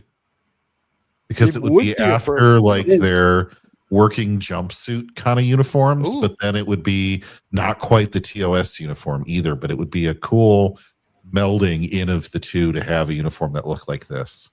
Not that different from how they have Scott attired in the renderings of him as President Archer. Sure. It's possible. Yeah, you know what? This could inform the fashion of that. Certainly a Star Trek show based on the mirror universe, half of that like idea is, the stuff that the mirror universe people found out about the prime universe people, that part of it is valid. But the idea of having a whole mirror universe Star Trek show would be horrible. Go ahead. Can I steal the screen? I'm sure you guys saw this, but if you haven't, Sean, you have control. Michael Sussman. Oh, was he with Dr. Trek today? Who was he with? I don't know, but look what he says. Tonight's all-new episode assignment, Babel. On the eve of a critical summit, President Archer finds intruders in his private office. Mysterious Gary Seven and his associate Roberta Lincoln. Teag, yeah. But you notice, guys, he's posting stuff That's probably from a book or something that may have already existed, but yeah, he is posting stuff. Great. Yeah, I mean, That's it's really showing fun. he's got his wheels are turning. So That's so Yeah, fun. because that was supposed to be, I'm sure everyone here. That's a pretty much great knows that was supposed to be a thought. spin-off. Yes. Yeah, Simon Earth was the backdoor pilot that they would do back then. So, and famously, Terry Garr, God rest her soul, she hated Star Trek. She said later she hated, but she's fantastic in the episode. I hate when they try to turn that into like Gene S8 or some crazy shit like that. Like she just didn't have a good time on the show. She hated her costume. She didn't feel she was exploited. She just hated her costume. Excuse me, Terry Garr was a beautiful woman. She wore many revealing outfits in a lot of roles after that, and I think went topless once or twice. She did not have the worst time of her life or get abused by Gene Roddenberry and the Star Trek people. That's the new Trek laws. She just didn't want to be on the show. And let's face it, that was not the most well-conceived fucking show. No, it was not. A lot of plot holes in that. A lot of things that Admiral, make sense. Yeah. Two business things here. One, your camera froze. Don't worry. There we go. It finally came back. It was frozen for a good couple minutes. Two, a germ. I think you wanted to interject. Yeah, I need to get going. It's been a good day, great episode, good talking with everybody, and I'll see everyone tomorrow for an episode of Monarch. Okay, Jerm. All right. Sounds Be good. well, everybody. Take Stay care, well. Jerm. He'll be back. All right. And then there were 4. Okay. So yeah, it is a great outfit. It is a great look for Spock. The mirror universe continues to unfold its secrets. And Spock, I guess we have to go Dungeons and Dragons here to really explain it, but Spock is the same in both universes to a degree, or has a level of similarity in both universes simply because of the logic angle. He's not a Romulan, whether or not we even have them yet, but he's not just some kind of Romulan. And I think the Terrans have wiped him out in the mirror universe. I think that what Archer yells at the Paul is more or less what happens. Yeah. That first contact probably was more or less exactly as it went down too. Like that was like one of their greatest moments is they took that movie and made it worth watching just for the Enterprise. They really did, didn't they? And it was like they read the fans' mind. Honestly, they're like, fans hate this movie, and so do we. Let's our former bosses left us to make this movie and embarrassed us with it. Like it's a piece of garbage. The movies they have cranked out have been a hard thing to deal with while we've been making the show. That last movie, oh God! And they're like, who is this Kurtzman guy who keeps calling us? But this is when Kurt. I thought in the scene with I guess between Kirk and the captain's woman, I thought for sure he was going to hook up. Melena? To stay in cover. Gracious, yeah. To stay in cover. I was like, how did he not? The things you have to do just to survive. I know. But I guess that's what makes him the captain, an outstanding captain, right? Is he had class. He could have taken advantage, and he did not. But I mean, it's just you just knew what team you were on when you saw her in that outfit. I don't understand what my dad meant when he told my mom, I think he's just artsy or something after he saw me watch Star Trek. But certainly this episode and others got a really good reaction out of it. But yeah, I've heard the story before. The actress, she wasn't well and she had lost even more weight, and she was sick during the filming. Now, this also, this gets twisted by the new Trek people. They're like, evil Gene Roddenberry. No. Her career had been leading up to this point. She wanted to be on Star Trek. She was fucking thrilled to be here. And here she is in a great episode, looking great. And she happens to get sick. She pushed herself. She's an actress. She's a trooper. She did a great job despite being sick. And she looks fantastic. So my hat's off to her. I think that based on the fact that she was performing under so much pressure, one of the strongest performances in the episode and one of the more humane people in the episode. I enjoyed Marlene. And in addition to that, the music really sets the tone here. Yeah. Well, like it just perfectly enhances, doesn't overstep. The lighting in this scene too is top notch. Bass oboe could be so emotional, but it really is. And the clarinet. Well, yeah, and I think everybody was on all cylinders here when you're talking about set design, costume design, makeup, lighting, music. I mean, it all makes this scene Comes perfect. home from his hard day's work to his trophy wife, and what does she do but like put the screws to him to achieve more, make more money, and like go, take out these fucking hulking scumbags and let's kill a few people for fun and have sex. Let's do a few murder, kill, deaths, and have sex. Well, it is the Totally ready 60s. to go. In the second he gets home from work, she's got a glass of Tranya ready to go for him. Dinner's ready. Yeah. Have you ever seen that home glass of economics? Not going to go very. I'm just the Tranya's not going to go very well for Archer. Mark, go ahead. Yes, I was going to say that home ec textbook from the 50s with like what to do when your man comes home. Make sure not to disturb him with too many questions. He's had a long day, and let him lie back on his easy chair and take off his feet and give him slippers and bring him a drink. Do all this stuff, and it's like, oh my god, she was a crazy bitch. Amazing, it's like a mirror universe. She was a crazy bitch, but if you think about it, Lucy did all of those things when Ricky came home in the morning from the club. Breakfast was ready. She handed him the paper. She made him his coffee. And then I'm assuming like gave him like wild sex. And then he had like 5 drinks and went to bed. Like, right? I mean, well, Lucy was one good-looking woman. Yeah, very handsome woman. Yep.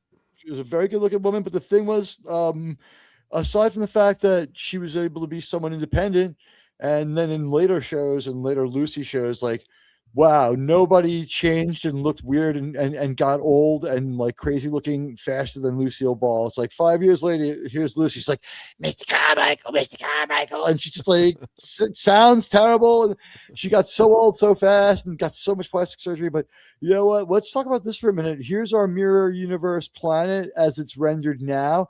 It looks really great. They've got like a purple forest or like some sort of purple effect in their atmosphere. Maybe it's purple their ocean. Haze. Yeah, there you go. Purple haze. That's the Prince planet. I bring some of that fire here today. But like we've got our standard planet. It's much more well rendered. I'm guessing maybe the original planet was just like I think we see if we look at their planet, the far side of it, of the planet, the part that's going over the horizon. I think we're seeing the original planet underneath what they painted over it. I think that purple semi-featureless planet is what they had because that is a TOS kind of planet. It's like a purple, like it would have some marbling to it, but it would just, it wouldn't look great. I need to pop in the Blu-ray and see if there's any commentary about the planet in any of the scenes to see, because that's an interesting theory. I never really thought about it like that. And you're right about it. I was going to say real quick, the CGI not being overdone too, and I kind of like that the CGI is not quote unquote good. It's like the Enterprise looks like maybe like it would have been made like by CGI in this, if you had CGI in the 60s or it's like retro looking. Yeah, it's like retro futuristic in the truest sense because it was like it was a true retro design and it was a futurism of a time that is now in the past. So it is retro futurism. And you can turn them on and off too. Like if you got the DVD, which I'm sure everyone on this panel has the Blu-rays or DVDs, I hope. Otherwise, you're getting going to the agonizer booth. But then you can just click on and off. Which format? I have every format, but I have a television set up in the corner of my apartment with a VHS machine to watch. Do you have it on Laserdisc, Mark? Yeah, not buying it again. But at least on the Blu-ray and the DVD, you can choose. I want to watch the original effects. When I watched with my kids, they couldn't stand the original effects. I always watched the new effects. But I like the new effects and the new versions. I think they add a real, if you look at, they don't pull you out of the episode as much. because they kept it almost exclusively to exteriors. The one notable exception is the complete and utter failure of the Horta. Devil in the Dark should have not. They fucked up. That was too much. Just take that money and have the impulse engines going off all the time when you hear the effects, because that's the one major thing that's usually wrong. They forget to have the impulse engines on. And the guy said in an interview on another podcast, and we'll have them here soon. He said, we just didn't have enough money, sirs. He was from Enterprise. It was the Enterprise CGI team that did the upgrade.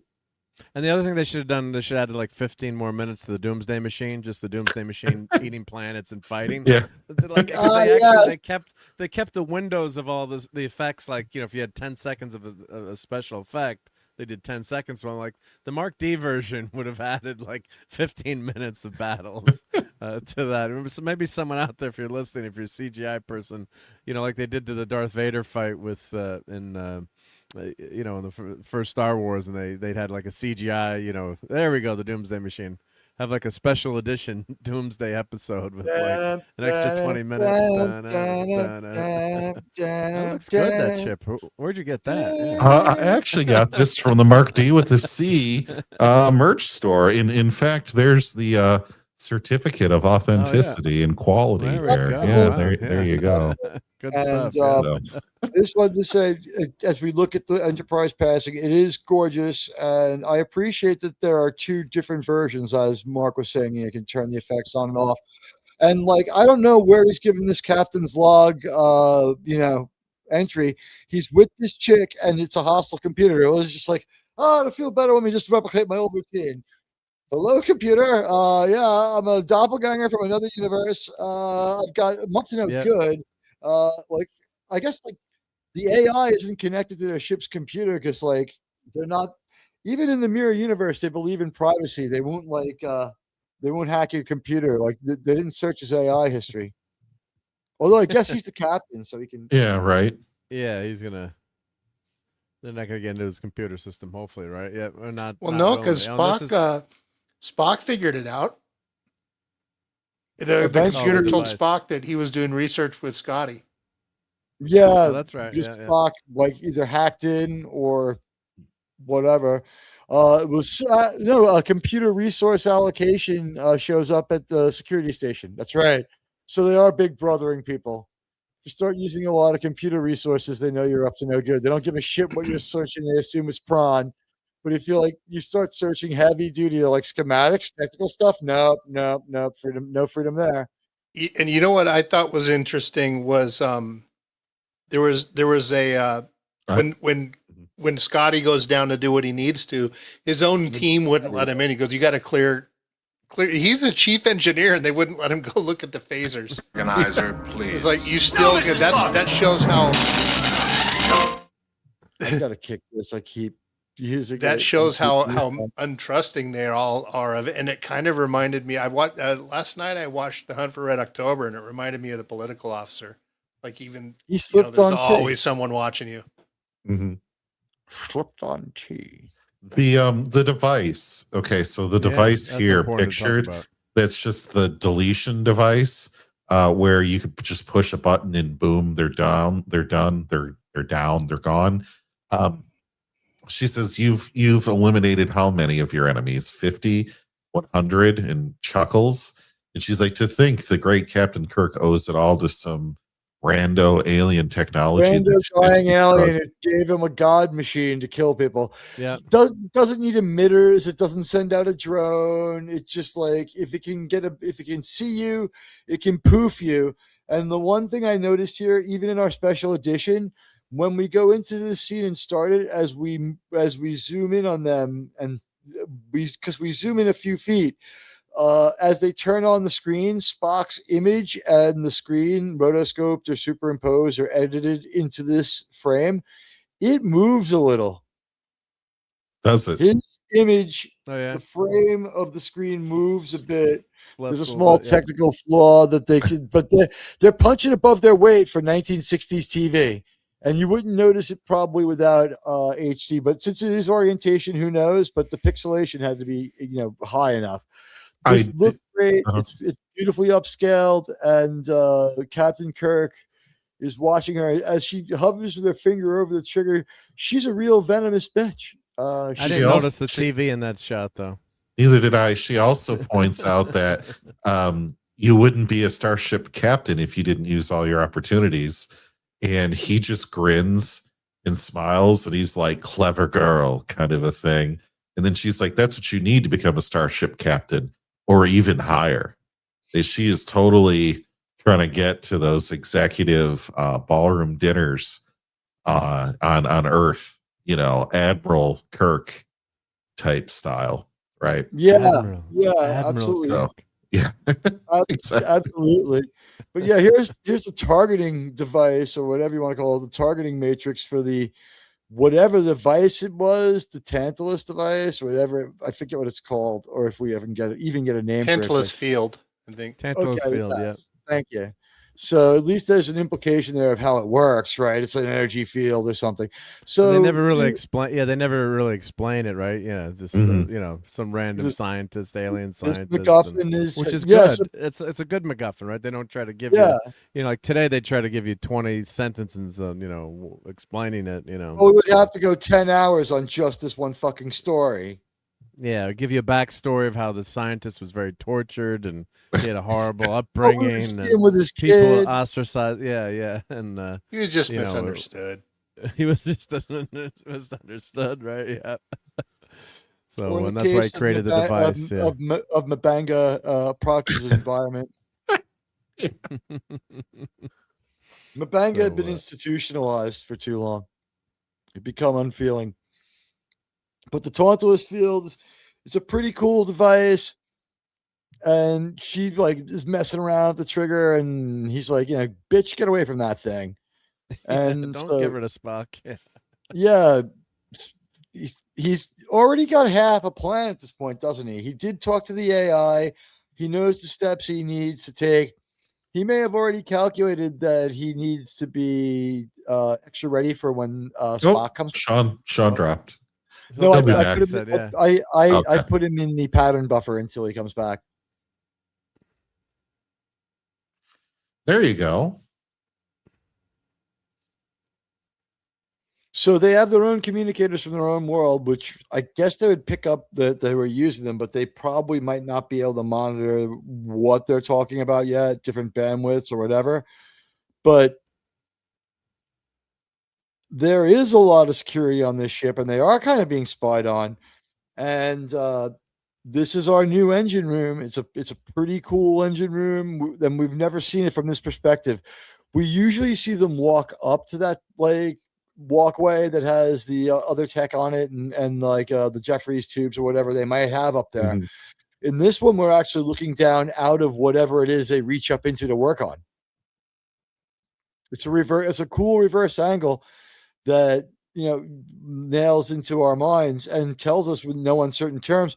I don't think we ever see this angle of the engine room again. Yeah, at least not quite this way. That's a cool shot. Yeah, and that's when Dr. McCoy, doesn't he say here? Yeah, this guy's I'm not an engineer, and Scotty says, yeah, now you are. Or, you are now. Yeah. You are now, yeah. Hell, General, sir, I'm a cook. You're a soldier. Yeah. It's like, you know what? Every Starfleet officer is a techie first, right? Yeah. Kind of. Like that's their weapons, right? In a way. I mean, I would assume even like a red shirt could probably start doing some pretty advanced stuff technically. Otherwise, why be in Starfleet? Anyone could walk around with a gun, just have like a floating gun that like auto targets and fires. Yeah. Men no longer need die in space, Kirk.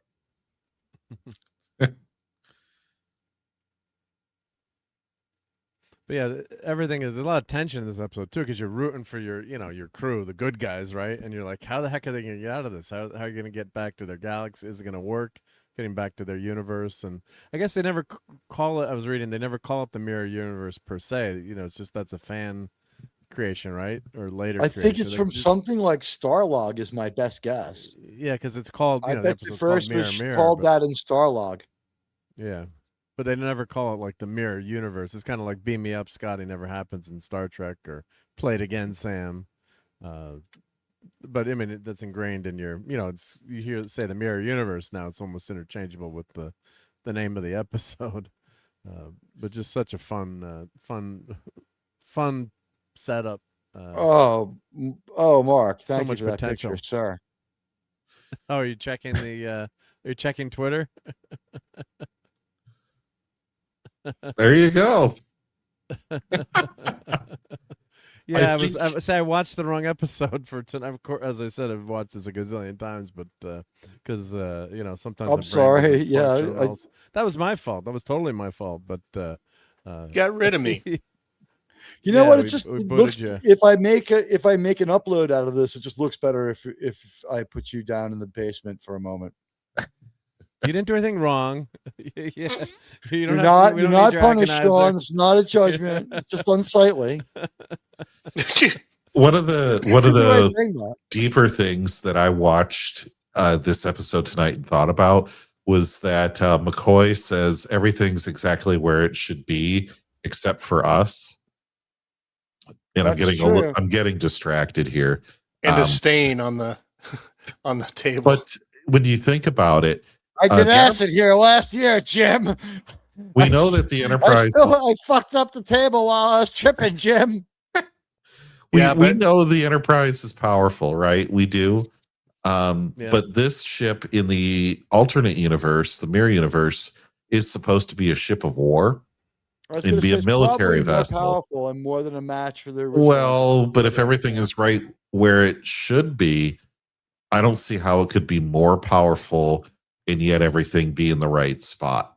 To me, they seem to be near equivalent in terms of capability. And so it really comes down to, contrary to what Tom Cruise says, it's well, I guess it would be Tom Cruise. It's not the plane, it's the pilot. And so that would be Harrison Ford. No, it's Top Gun too. Yeah, that's right. He's or John Denver. It could have been John Oh, Denver. poor John Denver. God. Oh no! What a tragedy that was. soon? Yeah. Yeah, he should have been flying that plane. It's only been 29 years. Yeah, I think there's some speculation he may have been drinking. No, what happened was there was an experimental plane. It was a kit plane, and the change the fuel tank, the switch for the fuel tank. You couldn't do it while you're in flight. You had to flight. Yeah. His dad was actually an Air Force general, so he knew his. That must have been agonizing. Then knowing it's like maybe I'll make it, And he couldn't reach. He was trying. They said they think they found out he was trying to reach the. You know, you couldn't reach the fuel tank switch, and there was actually a pair of pliers on it they had put on it to try to make it easier to grab. And I'm thinking if I can't swch the fuel tank, I'm not going to throw vice grips on it. I'm not taking off. I'm not taking off. I'm like fill her up, and then I'll, I know how much fuel I have in one tank. Yeah, tragedy. Yeah. I just want to say the Star Trek people really know how to get a lot of mileage out of wear your own sexy lingerie, and we have an outfit for you to wear over it. They worked in Metamorphosis. Man, that chick was hot. And we're just giving this chick a slightly different piece of sheer material. It was a little further down that same bolt of weird cloth, right? It's the same colors and everything as the Metamorphosis cloth. And this was done because she had lost so much weight, although she looked so this is filmed weeks later. She's recovered to do the scene, but now we're not allowed to say she looks good because she's lost weight. Now we'll make that makes Alex Kurtzman cry, so we can't do that. Whatever, sir, please. Oh, sir, please don't. But say that, Admiral, your agonizer, please. You can see right there. Yeah, you can see right there in her face that she has lost some weight. And honestly, they did their best, but she could still use a nap. She's still sick right now. She's pushing it, powering through. Great performance, but all we could just say is, hey, it's a rough life in the mirror universe, and maybe she's just a bit beat up on. Yeah, I never noticed that watching that as way back when, and of course on a small TV, and they're so focused on it. But I'm like, it's got to be pretty tough. I wasn't looking now we've at got HD bags TVs. under her eyes. I was looking at some bags, but not the ones under her eyes. Oh, that is so out of line. Oh, very controversial, sir.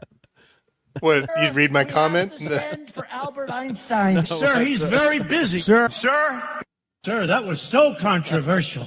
Sir. That's true, by the way. He also says it again in Taste of Armageddon. Yeah. He says it a few times. Well, I have crazy mad scientist hair. Yeah, that's true, PB. Yeah, he does a piece of the action too. I think he mentions that. Does he mention a piece of the action that can destroy the planet? But yeah, several times I do mention they can wipe out the planet. Yeah. And why do they have General Order 24 if there's also a prime directive? It's like, listen, we're going to leave alone any culture unless they kidnap our away party and kill them. Then we're going to terminate all that collective punishment. All right. But here's the thing, like, life is pretty bad in this She mirror said universe. she'll be a captain's woman again, even if she has to go through every officer in the fleet. What? And then when he says you can pull it off, she tries to take a running slap at him, and Kirk grabs her. And I thought he was going to give her one of those good old Kurtzman tear-invoking slaps. Because every once in a while, Captain Kirk just slaps a woman to get her unhystericalized. Depending on her illness, she may have had a very bad smelling mouth at that point. She had strep throat, actually. Oh, okay. That's why Kirk's not really going in there too much of that kiss. He's like, yeah. Well, this is later though. This is filmed later. Yeah. See, that goes back to the Guardian episode when Kirk thought she was from the Slapo tribe. She was from the Guardians who were outside Rock Ridge. Yeah, the ones who spoke Yiddish.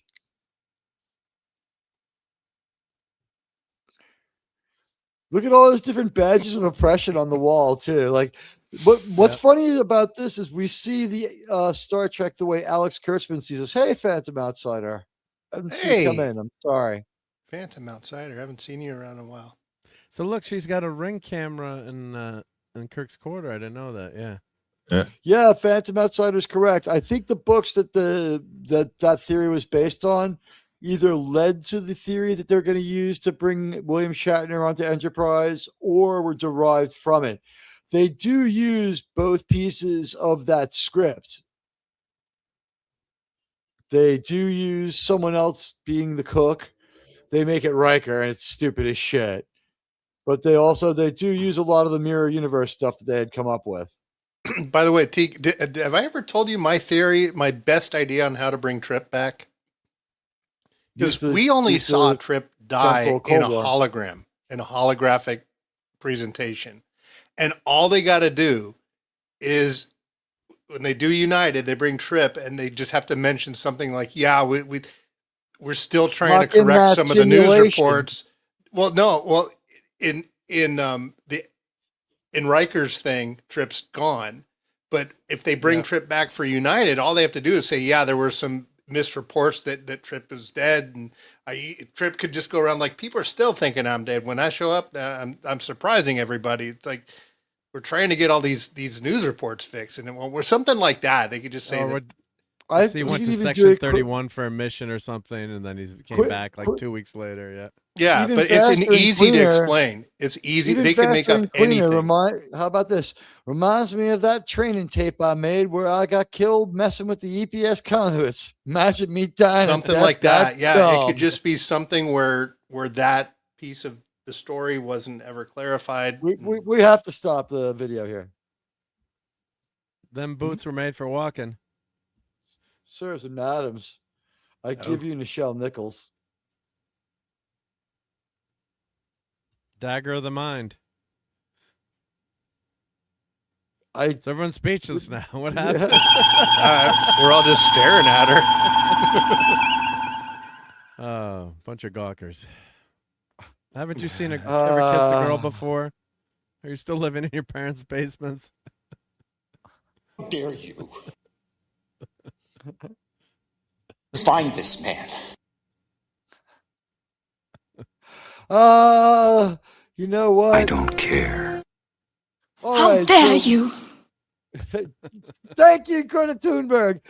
So at any rate, we find out our beautiful girl for this episode is not just another beautiful girl, but our regular, like, beautiful, beloved Lieutenant Uhura is as beautiful as could be. Her play on the bridge with Sulu is great. It's some of the best acting in TOS for both characters, both actors.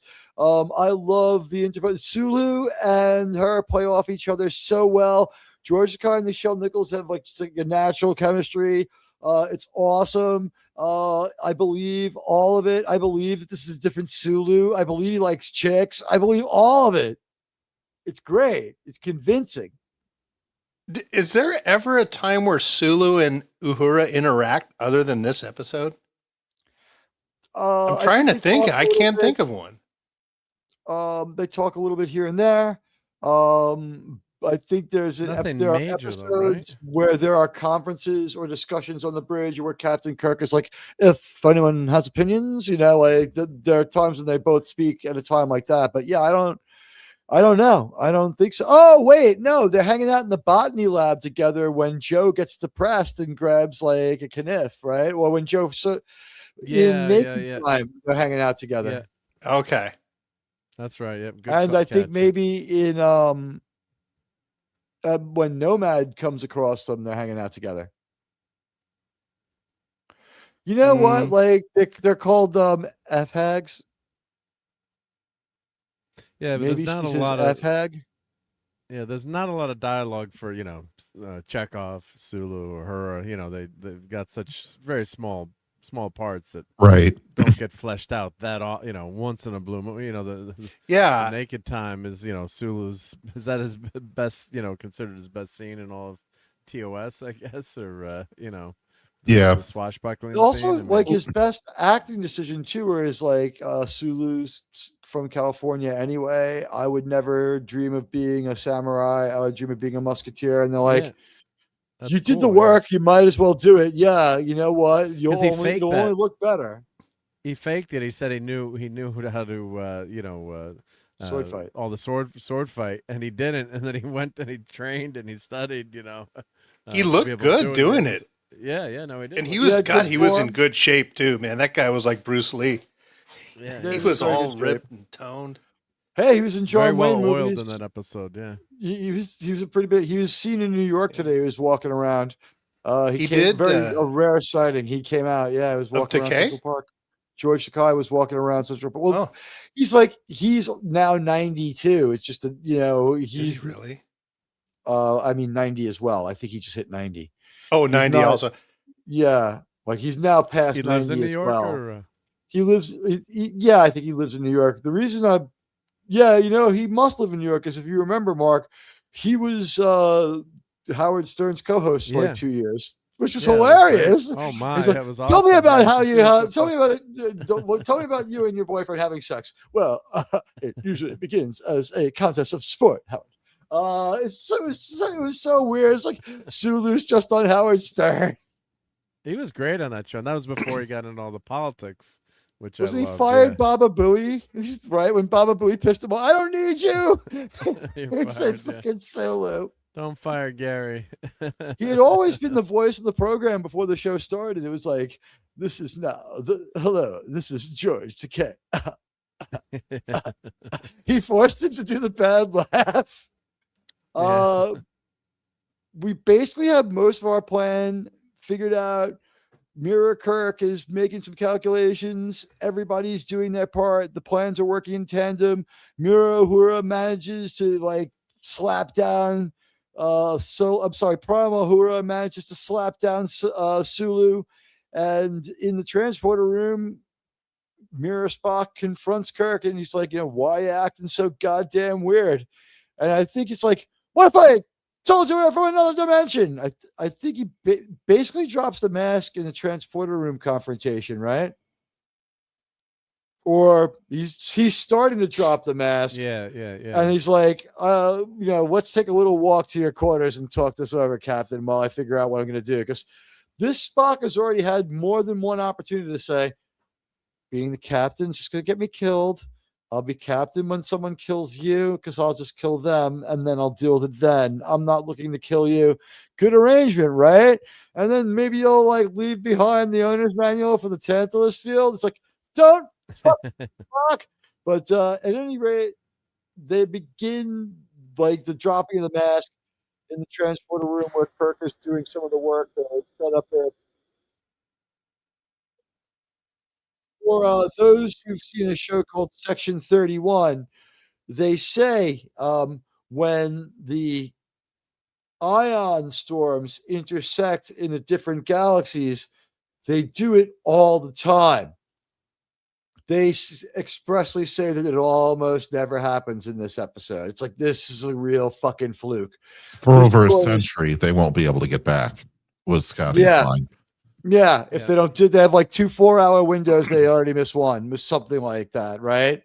They'd missed one window. What it was like a train schedule problem. It's like, well, it's like one's happening right now. We got about 4 hours till the next one. Like, what can you do? It's like, we can do this, this, and this, and it's like, but everything is where it should be. By the way, doesn't that mean like couldn't that also be construed to mean that if I were to go to a mirror universe where Mirror Teag just had a much better apartment, like everything would still be where this Teag would put it. It's like, yep, the prawn was exactly where I kept it, just a much nicer computer.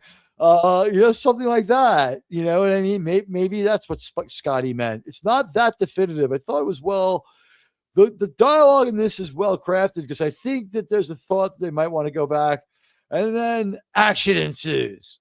And the entire crew takes on super strong Spock, which makes sense because it takes all of them to fight Spock. And of course, it ends with them breaking the, whatever it is, the Xindi avian skull bust over Spock's head. You mean the breakaway pottery prop? Yeah, it's I like to call it the Xindi avian skull because it kind of looks a little like it when we see that much later on. But they have this action. Look how into it they are. This is some action, folks. Give you a couple. It's awesome, yeah. Kirk stunt double, probably. Yeah. And we've got, what is it called? Verisimilitude, a word that's banned on this channel in the chat. I hate the word, but we have the same kind of workout gear here that we had in the other Enterprise. Yes, she is beautiful, isn't she? Section 31 should be a covert tech recovery security force. You wouldn't just leave the Guardian of Forever unguarded. You wouldn't leave all nearly indestructible material of the Doomsday Machine. No, you probably harvested that. And I think in the animated series, they go back to the Guardian of Forever, and there is a Federation base there, isn't there? Or small, like, observation post. Because they're gathering information on the Arconians, or whoever it was who had the Guardian. Phantom, are you saying go commando into the future? Yes. You know what? The most amazing tech they have on Sharon is, Mark, will we one day be able to develop wood that burns for 10,000 years when we finally nuke our city? It's like hundreds of thousands of years later. From their atoms, yeah. Well, I think what happens is there's a flare-up. They went and they found their DNA and they brought them back to life because it was there was so many redeeming qualities about them that they figured, let's bring them back. It takes the whole landing party versus Spock, by the way. He shows off his Vulcan super strength, and this Spock is even more militant and crazy. Oh, take your hands off Uhura. Come on. The stunt doubles aren't that fantastic in HD, but yeah, I would want to point out that Uhura takes a really good open hand to the face and flies across the sickbay. And she shakes it off, and she's right back in there messing with Mirror Spock. And then it's finally Kirk that breaks the Xindi avian skull over his head. She must be training in the rec room with a facsimile of like Gina Carano or something. She was like, "I'm in for this fight for sure." I wish I had one of those. No one wanted to stay here. And yeah, it couldn't be worse plaster of Paris, but it gets all over Scotty's shirt too, which is the real shame. Yeah. But they bash him over the head.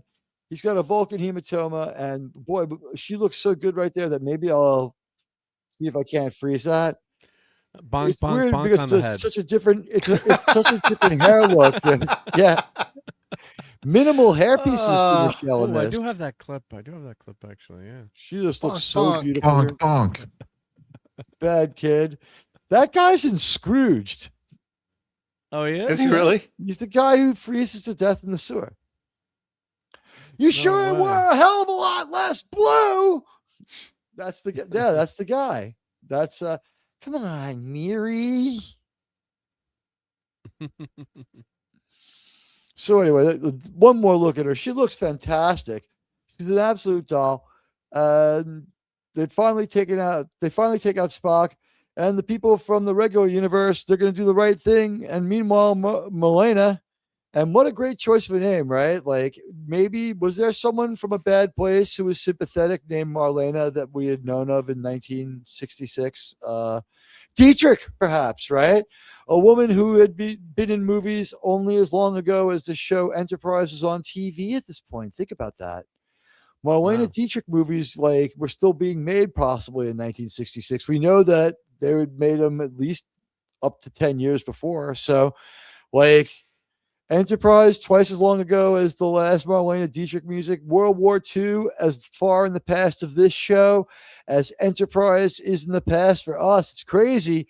But here she is. She's checking out the Tarantulas field. Yeah, I always like using that as perspective, right? Because you think of World War II as a super long time ago, but halfway to Enterprise is halfway between World War II and us. Well, I'm sorry. You could go back in 4 steps. From us to Enterprise, from Enterprise to TOS, and from TOS to World War II. Pretty much even Enterprise to TOS to Enterprise is the biggest leap. It's like closer to 30 years. But if you go back to if you take the end of Enterprise of Star Trek to the beginning of Enterprise, you'll probably be okay. All right. So it looks like maybe she's going to advance herself in the mirror universe. We don't know what she's going to do. We know she wants to use it. We know she likes the Tantive field. But she said she hates this thing. She goes, "I hate this thing," and then she gets all giddy over using it. Yeah, she hates it because it isn't hers. It's kind of like, I don't know, maybe like somebody's wife who hates their their gun or their dog. I don't know. This Kirk's a techie. This is his favorite thing. He just spends all day reading people's reports and deleting people from the bottom. It's least loyal person to me is gonna kill off the 5 least loyal people crew in the crew today. It's earlier in the day, it's Captain, why is there plastic all over the bridge? You'll find out, Sulu. You'll find out. Chekhov, there's going to be some plastic in the turbo lift when we get in there, too. Let's take a walk. It's not Captain Decker. It's Captain Dexter. You know what? Star Trek Dexter is basically what Kurtzman wants to do all the time anyway. It's so dark and evil, but it never has the artfulness of an episode of Dexter or the beautiful women. Dexter's sister was pretty hot. Well, it was a little weird that the actors got married, but it wasn't his real sister. I never thought she was particularly attractive. She's not. She's just sexy. There's a difference. I don't know what it is about her. Yeah, okay.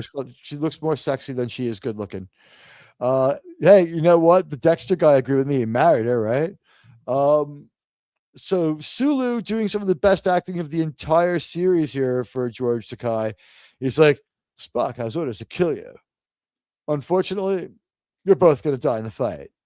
And he's ready to go with James Tiberius here. He is not afraid at all. Sulu is not afraid. Sulu wants to go. Guys, thoughts on George Takei's performance in this one? I mean, wow. Huh? Much better here. Much better than when he was with Michelle in those parts. Mm-hmm. He does a great job here. I liked him as the cavorting scumbag on the bridge, but that's me. What can I tell you? I do like him as avaricious, violent Sulu better than sexual deviant Sulu. However, if you like sexual deviant Sulu, the one from the bridge, he played it well enough to get the role of a sexual blackmailer in an episode of Miami Vice, which I'll be reviewing tomorrow with Northern English Bastard. Not that episode. Tomorrow's episode has Bruce Willis as a guy who was abusing his wife. But no, in an episode of Miami Vice, George Takei is a villain, and he's blackmailing for sex Melanie Griffith. No way. Yes. Yes. And she's like, Wow. please don't make me do it again. She's like, I want you. You know the way. And I'm thinking like, okay, maybe it's beatdown sex or something. I don't know. But it was pretty funny because he was convincing as a guy who was going to extort sex. He's just an okay actor. What can I tell you? But Sulu is pretty shocked. Milena uses the Tantalus field to help them out. So now it's just Tiberia. Now it's Kirk versus Sulu. And we know that Kirk's going to win, which he does. And, Mirror Spock is going to die. And let's use Dungeons and Dragons terms here, right? Like, what's the deal? Spock is true neutral, so he's pretty much reliably the same in both universes. What do you think, guys? Yeah. I think the Vulcan, I mean, a lot of people say, well, he's not being logical. I mean, Kirk makes that argument to him. He basically tries to do the same tactic as when he shuts down a computer. But he tells Spock, like, your support of something illogical is not logical. But I think Mirror Spock is kind of like reasoning with an AI because Mirror Spock is acting very machine-like, honestly. Yeah, he He'd is. get an inauthentic content strike if he was on YouTube. Yeah, but I think Spock was acting logically. I mean, part of being logical is surviving. And so, of course, I mean, he doesn't want to, like, expose himself. And again, this channel lives on and survives with your likes. Please like, please share, please let people know we're here. Please get the comments going. Please engage. Give us the kind of quality engagement we need.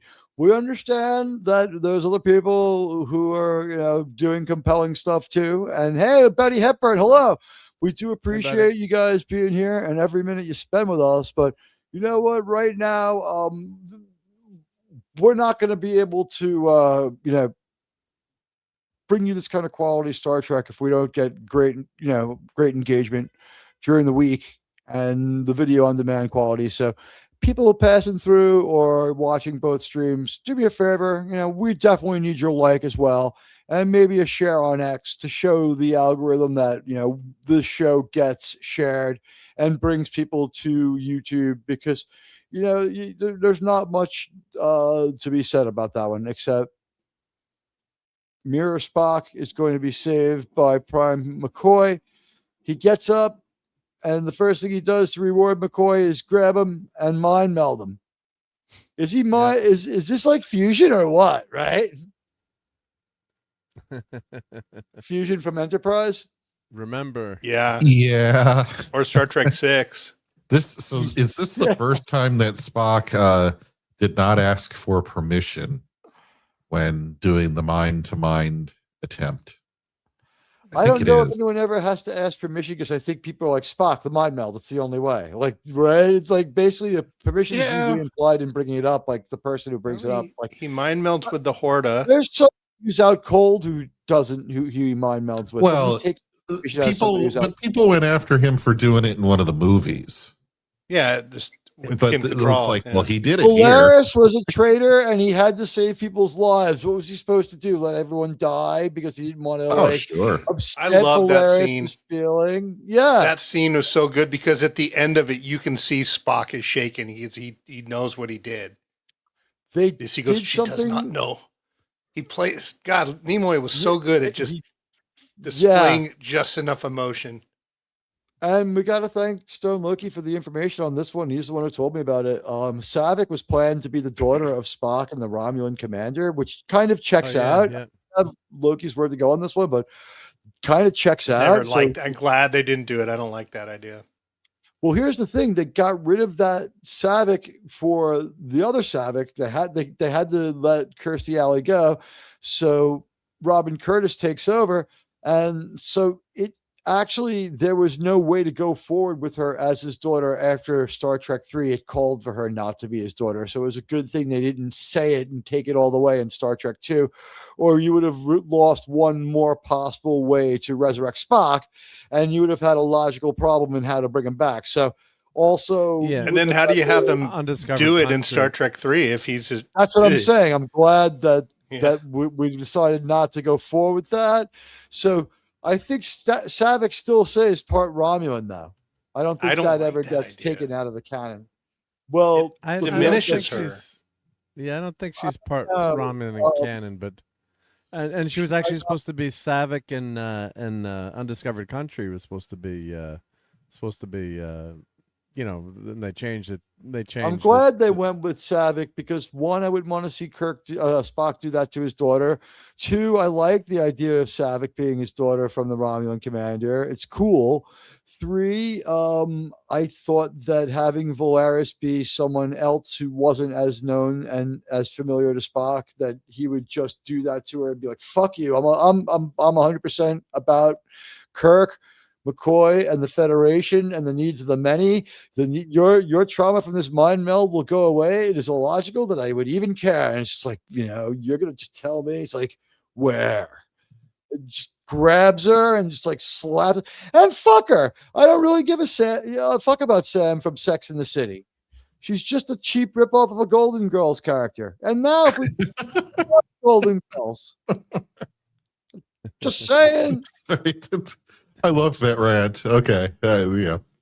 You know what? Sex in the City. Thank you for being a friend. Dun, dun, dun, dun, dun, dun. I mean, they all line up character for character. What's her name? Kristen Daly or whatever her name is. The one who was all innocent and like tuned out. She was Sex in the City? She was Betty White.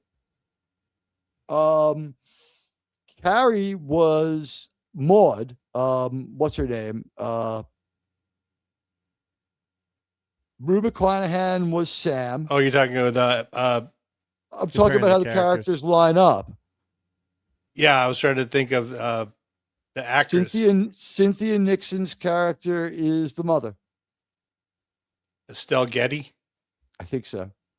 Either that or Sam is that. Who was Maud? Oh gosh.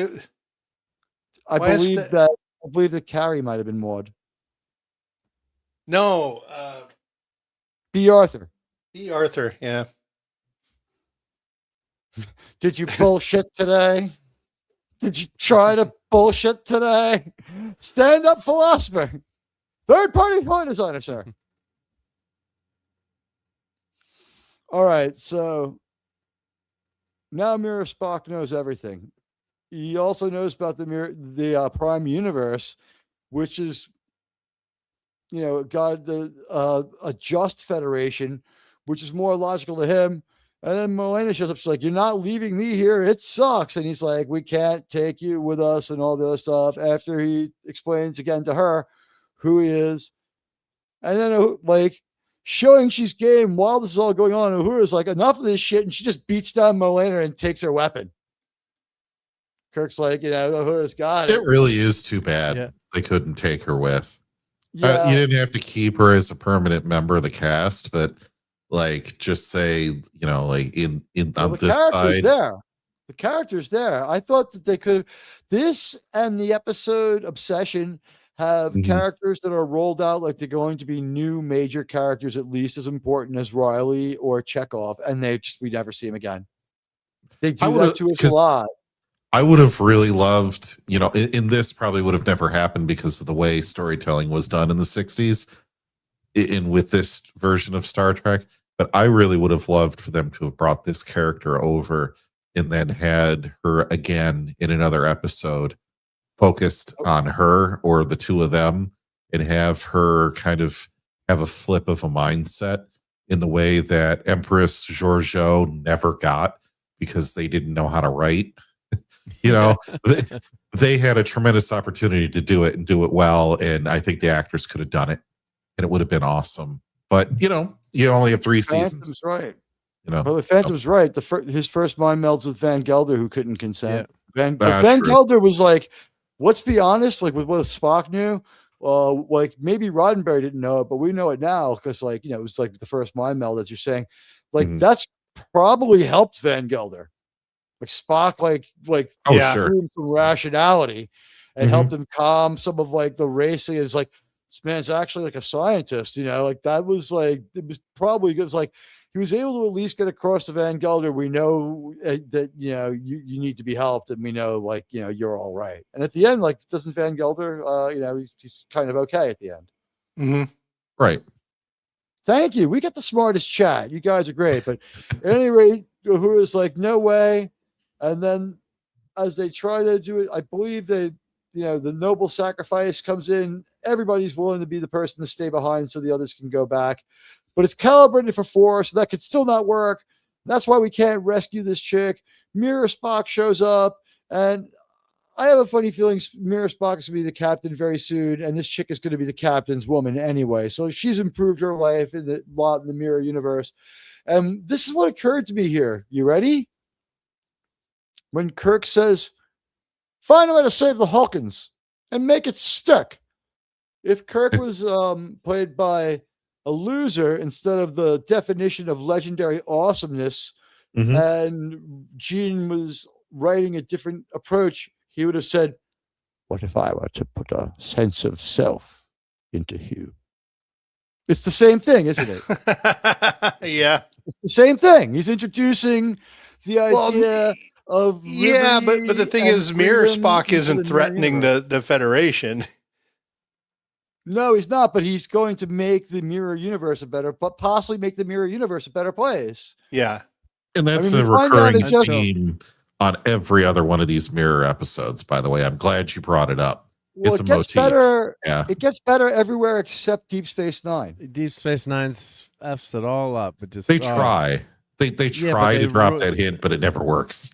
Yeah, they've just ruined it with basically say that Spock screwed everything up, and it's just like, come on, guys, you just can't go there. You just can't, Yeah, I like Mirror transporter. By the way, I love the St. Patrick's Day transporter. The green, yeah, the Shamrock Shake flavored, yeah.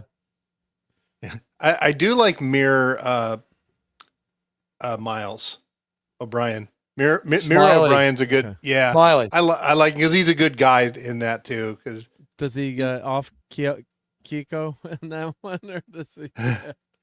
He was smart enough not to marry her in the first place. Parking spot. Ouch. In the Mirror Universe. I mean, this is one of the best speeches. Every revolution starts with one man with a vision. Yeah, and before that, too, I love the line, like, how long before the Hulkin prediction of galactic revolt is realized? Approximately 240 years. The inevitable outcome? The Empire shall be overthrown, of course. And that's on my ornament, so I press that button all the time. By the way, the logic of waste, Mr. Spock. They use the Vulcan beam out. I think that this is the same kind of effect that they use for the Vulcan beam out in the TOS redo too. I think they stayed with the it's like, all right, like this is how it looked. It was their beam out, so we'll stick with what we're using for that. And they had the colors to it. It's a nice effect, so they're changing things up a little bit, so it's not I don't know how expensive it was to do back then, but I do like that colored effect to the beam out, just to give you something, a little Easter egg there to make it just look a little different, right? And it's Pike's transporter, but then when they beam back, it's their transporter, but it's really in pain. Takes it of like a good 15 seconds to the material. Oh yeah, Reg would never want to go in these transporters. It takes them so long to reassemble. Right? What's he seeing in there? William right? Shatner just looking damned handsome here, doesn't he? I mean, just confident, self-assured, possibly his best uniform on, and it's just been through hell. And he's like, I'm just glad I'm not showing off my belly anymore like some sort of douchebag from the 80s. Phantom Outsider and I agree. We should have left Scotty back and brought her over. This is the best choice. Yeah, it's a little mean. I mean, look, so you don't get him to help out with the Dyson sphere in about 80 years. Okay. And the planet looks great. That's fine. This is much closer to what we got originally, too. Because it's the end of the episode and they'd run out of their budget for this episode's special effects. There's a lot in this episode. The Agonizer booth was the most questionable change, but that's the end of this episode. It is another great episode of Star Trek. They play the fantastic Star Trek music that we love so well. And that's the recap of what happened. Now let's get tangential. We had a few different things that we talked about during the course of this episode. And I guess one of them would be the first person who has to go on a solo adventure on their own is Uhura to the bridge. And she's kind of just thrown into it with a whole bunch of people. I thought that this was a lot of these characters' strongest acting, and everyone has their own little side quest or their own, like, we buddy up, like a little bit of Star Trek 4 that way. Yeah. Yep. So this is the part of the episode where we go around the horn, and we're going to take anybody's chats and questions, super chats, after we do the ratings. We'll catch up with that. So let's just do the ratings now. All right, let's start with Mark. Mark, let's take a look at the at this episode. Tell me what you think. Give me your thoughts on it, and tell me what grade you would give it, sir. Oh, this is an A pluser, right? I mean, I've got to call it my spreadsheet, because you always have to have spreadsheets when dealing with Star Trek and everything. And let's see where I rated this out of all my Star Trek episodes. I think I rated this. All right, it's number 8, but it's like an A plus. It's like, it's up there with greatness. As I always say, like the top 10 in Star Trek are almost interchangeable. They're so damn good, and I just love the concept of the story here, and our characters getting to that other universe, and just able to adapt. And I think one of the most important things is the line when Spock says, how did he figure out that it was us, right? Or and basically the Spock says, it's a lot easier for civilized men to act as evil versus the other direction. I just love that concept in this episode. It really shows a lot too, and in terms of a person being able to act evil or cover up evil, or let evil go along with evil too, right? Because you could argue, is Spock evil in both universes, or are you just going along with it just for self survival, and just everyone just going along with this evil empire. It's really a chilling. It's a scary, as much as like Arena scares you with the the giant lizard that you can't run away from. This is just a really terrifying study of what can go wrong, and how a whole empire like this could come to power, and but then it's so hopeful at the end, right? It's one of those great lines at the end where every revolution starts with one man with an idea, except the Bell riots.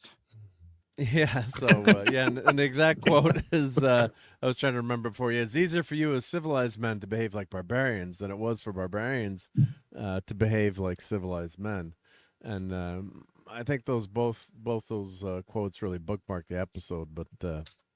Yeah, it's just an A plus. Brilliant writing, brilliant set design. You feel like you're in that other universe right from the start. I mean, they don't have a ton of money to spend, but God, it looks good, and it's just so well done, and you could just watch this one over and over. And I like, boom, it's self-contained. I don't like what they did in DS9. Going back to this, or the changes they made, but but Enterprise in A Mirror Darkly is just wonderful. Oh, I get to vote now here. I'm voting. Yep, I'm voting A. I thought I had that up the entire show. Guys, vote now or forever hold your peace. You have a very narrow window. Oh, Admiral, sir, that was quite the omission. Your agonizer, please. I know. Yeah. I fucked up. And of course the ladies in this episode, and if you like the guy, if you like the guys too, they're Kirk is looking pretty good in this outfit too. But yeah, Marlena Merlot, oh my God, that she's really makes an impression on the few scenes that she's in, and her, and I love the fact that our secondary, quote unquote, secondary characters get some great scenes to chew on here and get some great moments that really well done by those actors, and memorable stuff, because there's just not enough time to focus on these other characters that often. So really well done. And I guess I'm guessing this has got to be rated at.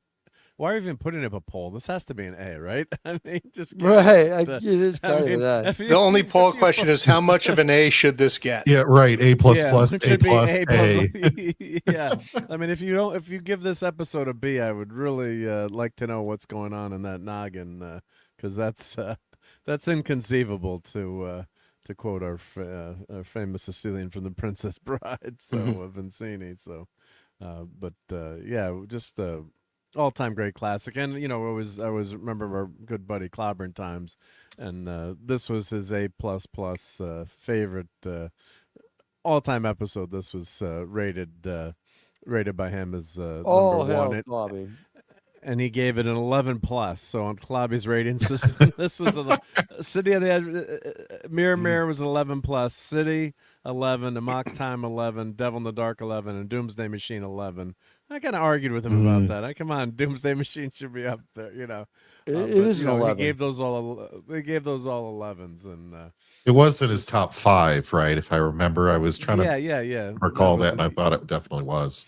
Yeah, I have the spreadsheet. Yeah, no, and tragically, that was the week before 2 weeks before he died. He did that top 25. His top.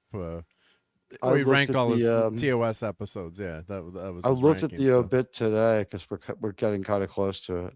Yeah. So, but yeah, it was a great, just great episode.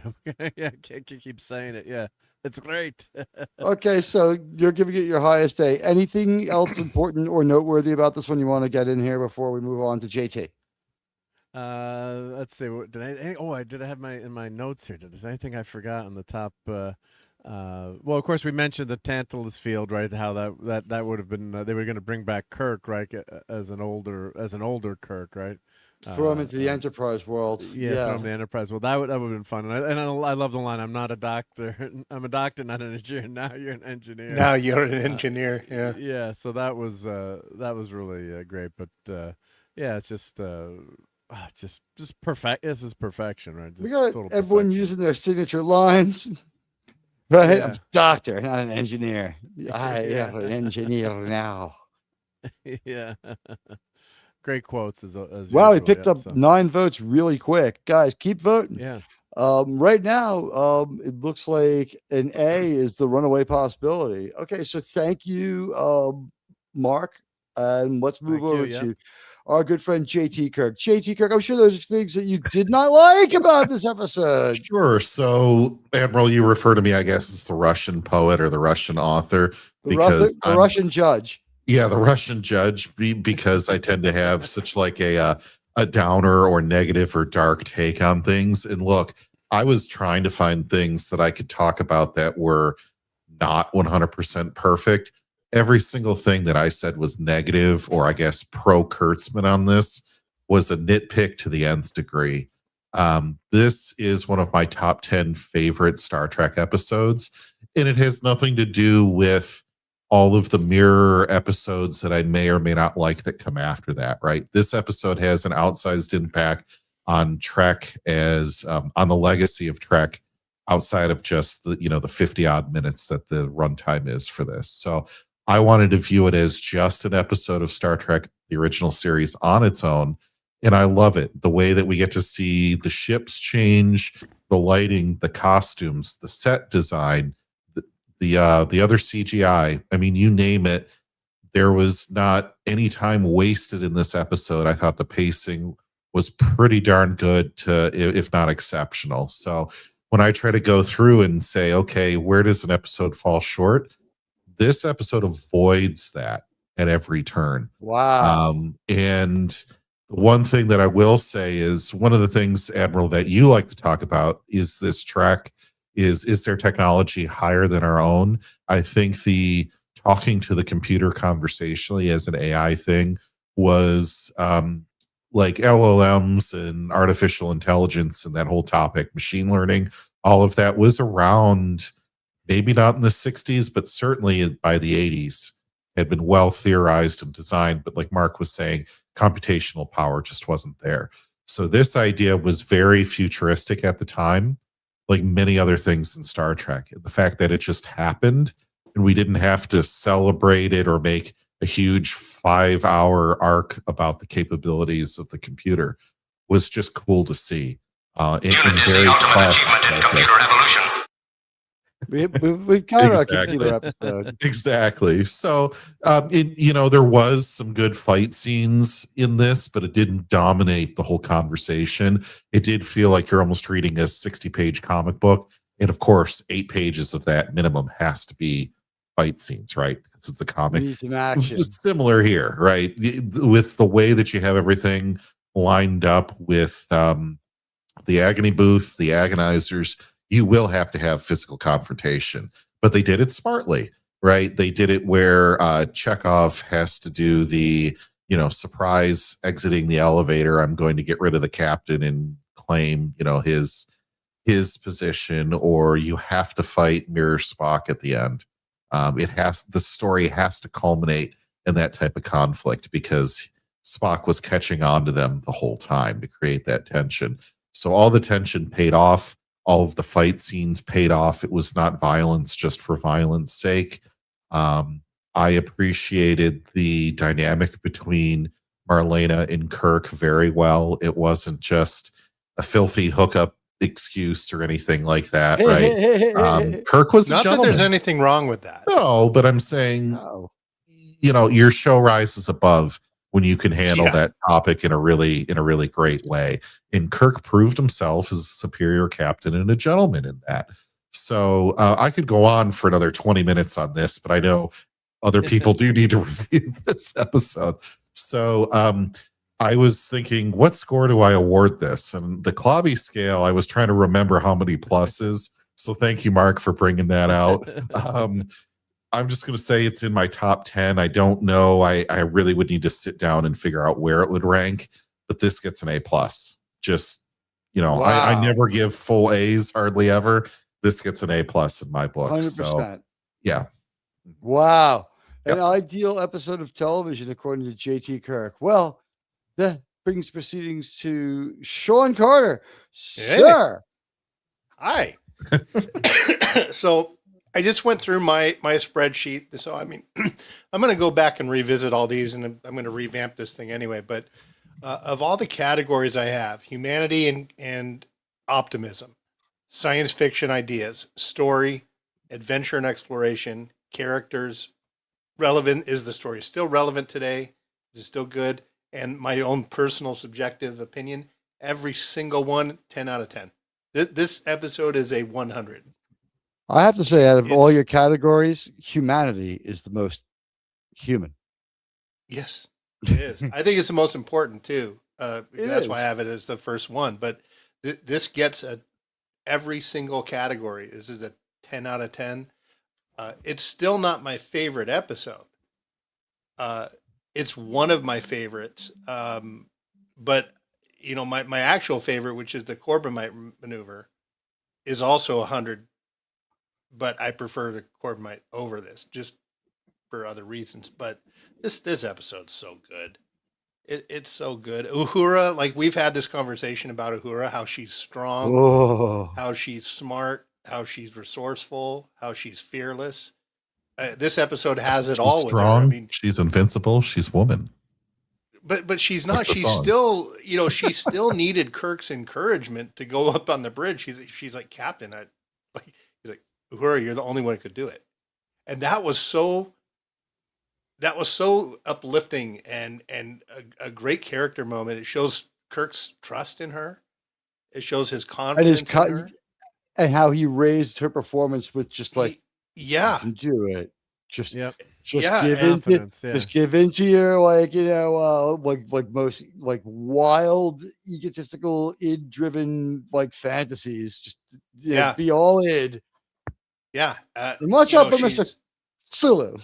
She gets involved in the fight. She does what she can. She's not overpowering. She's not throwing people all over the room, but she distracts You the. will not back know- off of that fight, though. She knows. Yeah. She knows her role. She attacks strategically. She's going after him to like, Yeah, like yeah, distract. and that's how you she do it. Takes It was a punch for realistic. him. She It's takes a re- punch for them. Yeah, Cam she Cam, does. hello. Yeah. Hey, Cam We had a Cam. couple of people drifted. Let me just see if there's anyone else that I haven't said hello to. Let me see who we have here. Who walked in? I said hi to Dave, Jason, Resolute. Cam Cam is here. I know I said hello to Jamie Lynn. Phantom is here. Only a judge can judge came in. Hello to you, sir. I said hi to Kal-El and Mark. Track reviewer. I think that's it. I'm all caught up. Deranged Dead Chief, Man, the great Buddy Hepburn. RPMZ, and of course, great Buddy Hepburn modding away. So, Sean, your final grade, please. Sorry about Yeah. that. Oh, 100 out of 100. A plus plus plus, like Ralphie. All right. Well, you know what? Now is the time in the show where you, our audience, have your say, and you guys have been voting for. Well, you got to do almost your 4 minutes. grade, Teague. I guess I should. Yeah, you know what? I'll go first, and then we'll let the audience go. Guys, vote. So here we go. All right. You know, they should make a mirror universe. Try to maybe make a 10 episode, 1 hour each season long arc about people from the mirror universe trapped in this universe, and maybe add in some like fake canon, like have them be sensitive to light and on like a prolonged mission to meet Klingons with open flame on the bridge. I mean, those Klingons love propane. Those are Texas Klingons. But this obviously is one of the best episodes of Star Trek ever made. It's one of everybody's favorite. This episode of Star Trek is special in a bunch of ways. There's nothing I can say that could really make it more of a perfect episode. I think everyone else has been there before me as far as the things to praise. I thought all the performances were really good. I enjoyed the mirror universe aesthetic and how it was like, think about it. This episode came from a bunch of guys sitting around in a writer's room saying, we don't have enough money. How do we get another use out of our ship? How do we reuse our set again? Like what interesting stories are there to be told with the Enterprise set? So just like the sheer inventiveness of it. I don't remember anyone ever doing this before. Only It's a Wonderful Life I can think of, where you go back to a place where everyone has a doppelganger and you're not there because you've kind of displaced yourself out of the hypothetical, and like it's like a perversion of where you're from, and there's doppelgangers. Like it's like 2 layers there. So I don't know if It's a Wonderful Life really fed into it, but that's the only other thing I could think of that's like a story about where you have another place where you also, everyone has a doppelganger of themselves. But I enjoyed this one. And as we said, it was everything that we liked, everything that's good about Star Trek. We have a first contact situation. We have a strange race of aliens. Their ways are different. They're not as differentiated from us as they are in different later Star Trek because of budgetary and technical reasons.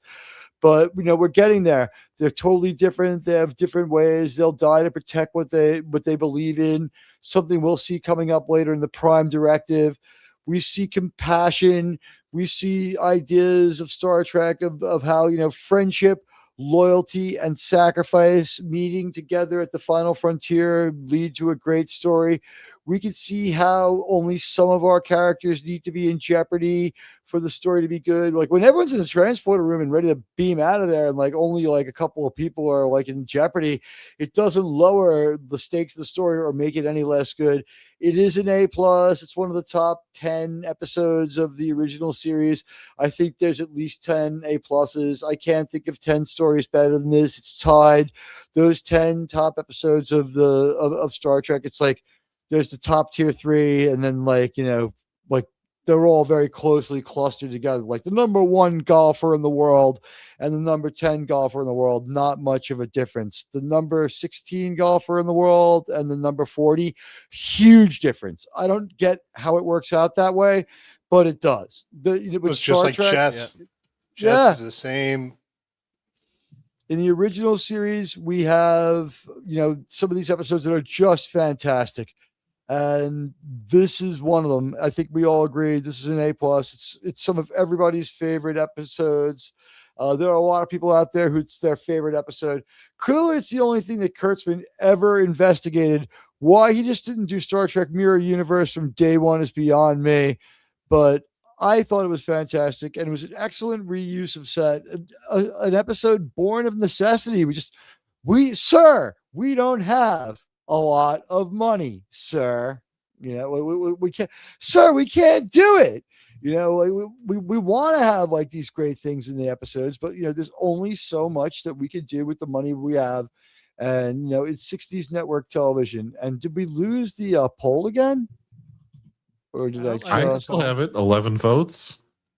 There it is. There's 1B though. I don't know how that's allowed, but wow. Your agonizer, please. Yeah. Now, Admiral, this episode is so powerful that we could imagine the Mirror Universe Janeway in Voyager and it actually being the correct Voyager in the end. And I just imagine Janeway being the Janeway from Living Witness with the black gloves. That's the like question. Yeah. That was the question: is do we watch Living Witness? Is that mirror enough?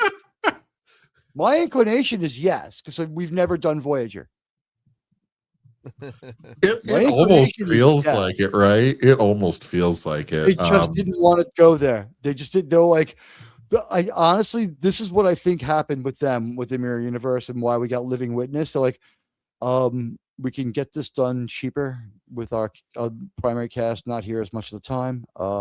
Robert's fine, get a couple of day players. And you know what? Like, have you seen what they've done over at Deep Space Nine with this Mirror Universe? We can't do it. Like, let's do Mirror Universe adjacent. It'll be close enough. We'll have fun with it. We'll go campier. Like, the problem with the Mirror Universe is it wasn't introduced as campy fun, but it is in Deep Space Nine. So since like people are sort of sick of it already, like we've destroyed the Borg. Let's do one thing right, sirs and madams. Let's not do the Mirror Universe. And I think the reason they did it was because things like Tuvix, they're like, we don't have the dramatic ability of the next generation. We just don't. Let's not try to fuck up too much like that again. But we do have as much ability as Deep Space Nine. So if we nerf the idea a little bit and make it like a Mirror Universe adjacent, Living Witness can work out really well. Oh yeah.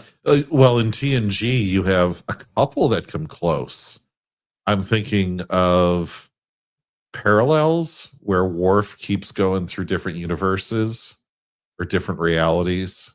And then there's also Yesterday's Enterprise, which we did cover, 2 years ago now? Something like that, a year and a half ago, 2 years ago. Benevolent, though. They were just, it was, and that was a great moment for our channel. Wow. And we've been at it that long. We have. Wow.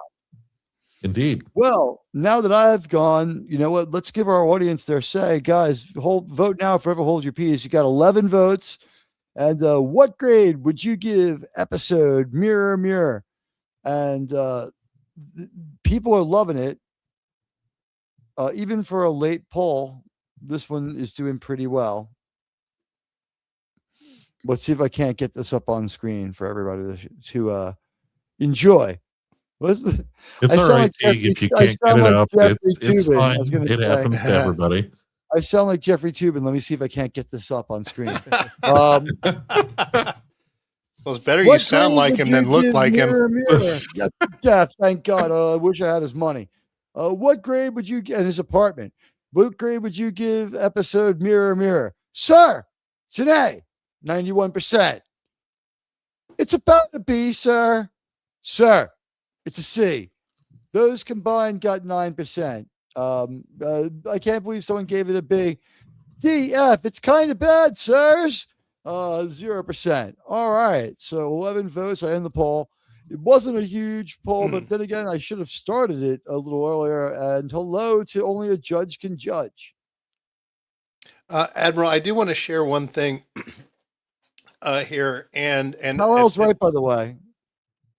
You're right, but what you're saying. Right. Yeah. Mm-hmm. His favorite take on Insane Way. Yeah. I thought so too. It was great. You know what? They ripped that off for the way Amanda Plummer came across in Picard 3. Okay, I want to share something. I blocked that out of my mind. The Shrank Go for it, is a Sean. bird of, the Shrank's a bird of prey. The Shrank's a carrion bird, you asshole. If it eats things that are already dead, it's carrion. Hopefully this is a tease, because I'm really anxious for you to see the Star Trek Continues episode called Fairest of Them All, which is the continuation of the story. And it kicks off with they recreate the final scene where Kirk says, in every revolution, there's one man with a vision. They really recreated the scene perfectly. But I'm going to share just a screenshot of that episode. Go for it. And we got to remove. There we go. Oh, wow. And look at the girl that plays Uhura is really good. I mean, look how good it looks. They really recreate it. Kevin Bacon as McCoy, but all right, close enough. I like what they did to Sulu. Wow, that's a straight up. Yeah, that's Grant Imahara from Mythbusters. Mythbusters. Yeah. No, I was talking about her. I was talking about her. She was sitting in this chair. It's a nice improvement. Oh my! But yeah, doesn't she? She looks good. Like she looks pretty nice. It's the same actress. She just hadn't aged. Yeah, she made a deal with the devil. But I'm really anxious for everyone. If anyone hasn't seen this episode, it's so. Amazing. Have you seen it, JT? No, I have not. Oh, dude, you got. I would just go ahead and start with this episode. The actress's daughter or something. I mean, my God. They used the Romulan commander. They used her daughter in the final episode of the show. But this is some great stuff. It's amazing. This episode was so Look good. how similar. They did a great job. Yeah, it's amazing. Yeah, and this is You've seen it, Mark? the Star Trek fan films. I think I've seen it years ago. Yeah, before the Star Trek fan films got ruined by a certain person, shall we say? We'll leave it at that. But look at her. Doesn't she have a resemblance? Yeah, she does. Very strong, actually. The funny thing is, Scotty's son. This also looks like it very easily could have gone into an adult film direction. Yeah. I mean, but look at Vic Mignogna he's just got it. He's got the Kirk down without doing an impression. But yeah, it's gotta be tough to play that role without being channeling William Shatner. So yeah, he did a really good job with it, I think. Anyway, I think he channeled enough of the characters' mannerisms looks like Kreese without him. from Cobra Kai. Yeah, there's the guy that plays Chekhov. He looks pretty close. Nice. He was recognizable as supposed to be Chekhov. Yeah. All right. Anyway, but I'm really looking forward to reviewing that, and whatever the hopefully if the audience hasn't seen it, if anyone in the chat, go check this episode out. It takes a minute if you haven't seen it before. Right, Mark? It takes a couple episodes to get used to the new actors. You get into it after a while. You kind of forget. I mean, you can never replace the no. Although they do have some original actors, but you're watching it as a fan film too, so you kind of know. But here's the thing: it's done so well. Everything it's done so well that the actors not being the people we're used to does throw you off at first, but you will get through that. It'll take an episode or two. And you get into it, yeah. You get into it, yeah. I adore this series. We have a watch opportunity for people before the episodes.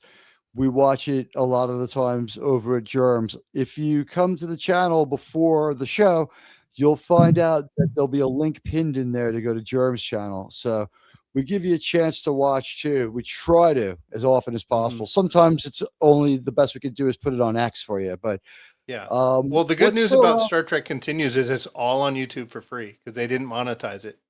So you can go to their channel. You can watch them all. And the final 2 episodes are so well written.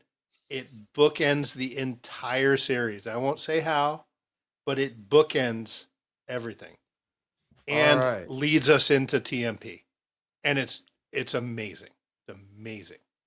We find out why Spock is going through the Kolinar. Really? Yeah. Yeah, it explains why they're finishing the 5-year mission. Yeah, they finished the 5-year mission. We see Kirk in the TMP uniform.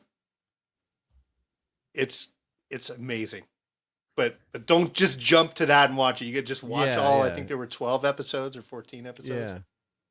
And I think that they get shut down by Axanar. It was Axanar is the one that killed it for all the fan made films, and they contacted Vinyana and they said you can do 4 more or 5 more or something like that. That sucks.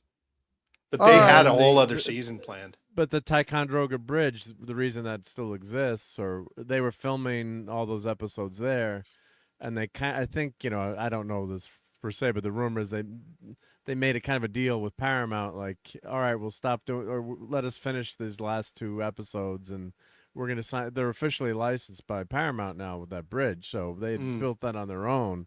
So I think out of that Axanar situation, they became an official, licensee of Paramount, and then the fan, but they're not allowed to use it for any fan films anymore. Yeah. I would have liked to have seen a few more episodes, but it was fine, because if they would have done a whole season's worth, we would still because it took them so long to make these because they had to raise the money. It would take them a long time.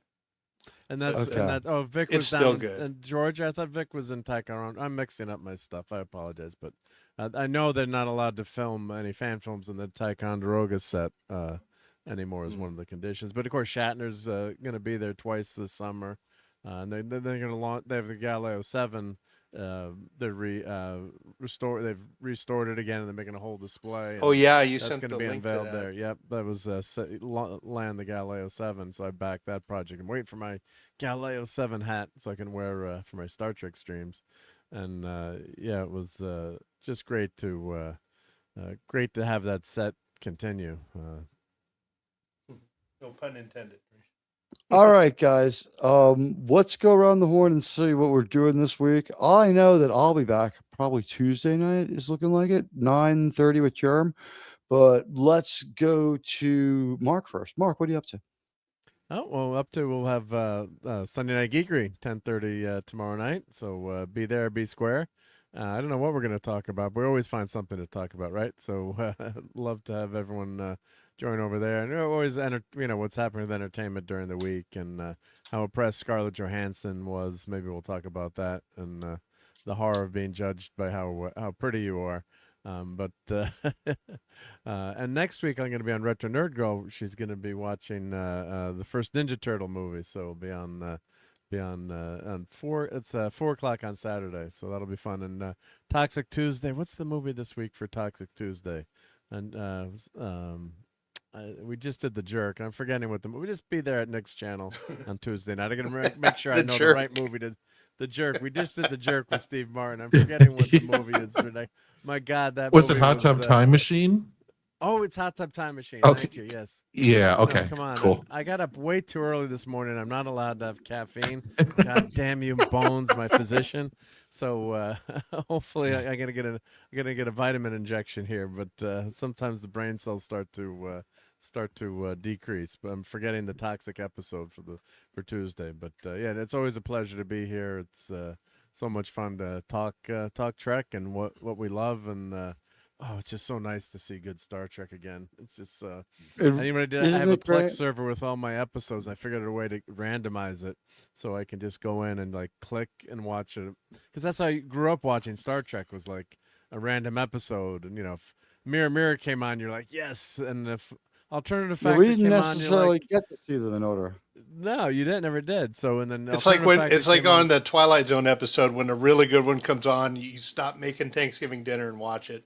Yeah, Like, yes, because you finally got that one. you got the one you wanted. Yeah. This is a good one. Speaking of good versus bad, really quick, I had put this in our tags and I just took it out of the episode title because I don't think we're going to get a chance to talk about it much. But I think the easiest way to put this one is, so there's a Mandalorian trailer and I so don't fucking care. I didn't watch it. I had wanted to see it before the show so we could talk about it. I didn't find the time. It's not even worth talking about. I didn't care. And it's bullshit. We're not going to talk about it. So say we all. Yeah, I mean, we'll just wait for it to stream on Disney Minor. That's the problem. I mean, it's so depressing that Star Wars and Star Trek are just, on such a downslide. Because, yeah, if a Star Wars movie is coming out, you'd think you'd be like, oh, crap, I can't wait. And I'm going to go. I'm like, I got to talk about it. And I'm going to go. But am I super excited about it? It's like, I'm not going to give them my money for this movie. I'm not giving. Yeah. Solo was too much of a slap in the face. No, I didn't go to. Say we all. So say we all. Fuck them for doing. Fuck them for that Han Solo Mark, movie. I'm honestly not going to the theater for it either. Fuck that. I understand why you would go, right? Yeah, it's if I'm gonna talk your about it, I Sunday gotta show. go. You have to know And what I it got is a buddy to talk we go to about all it. these movies with. But RTN said the most successful independent movie ever made is Star Wars, right? The first one. Mm-hmm. Star Wars, just Star Wars, yeah. Yeah, Star Wars Prime or whatever, Star Wars 77. Yeah, you know what? The Mandalorian. I called it the Shambalorian, the Shambalon again. What is it? Like a compromise story that no one wants. It's 5 years too late. So we could talk about how Supergirl's out there being an asshole, but I think I'll save that for during the week. And if I want to do some during the week streaming, we're going to have to restrain it a little bit because here's the way I see it. This is what keeps a show authentic. You ready? You tell your story, you have your episode, you get out of there. You don't end up getting drunk, meandering, or never finishing your point. Or then you're going to get in a lot of trouble. If we save our long streams for times like when New Trek's in town, because God knows we need 4 hours to finish a thought when New Trek's in town. If we just behave, especially on this mirror universe arc, it is going to be a lot better for all of us when this wave of badness that's been on this corner of the YouTubes, the tubes of you, finally goes away. So I think that will be okay. Yeah. So the one thing you don't want to do, this is something that YouTube doesn't like. Okay. And they don't like the Truman Show. Like Big Brother already is a show. If you're on YouTube for like just most of the time, if that's your default existence, first of all, like what kind of fucking life do you have? But the other thing is this, it's like, if you're always on stream, that in itself proves that you're not authentic because you are easily replicable at scale. And you would think that people would do some research at that if you want to make it go away. So at any rate, I'll be back on Tuesday night where Jeremy and I will spend a couple hours entertaining you. And then either Thursday or Friday, probably not both.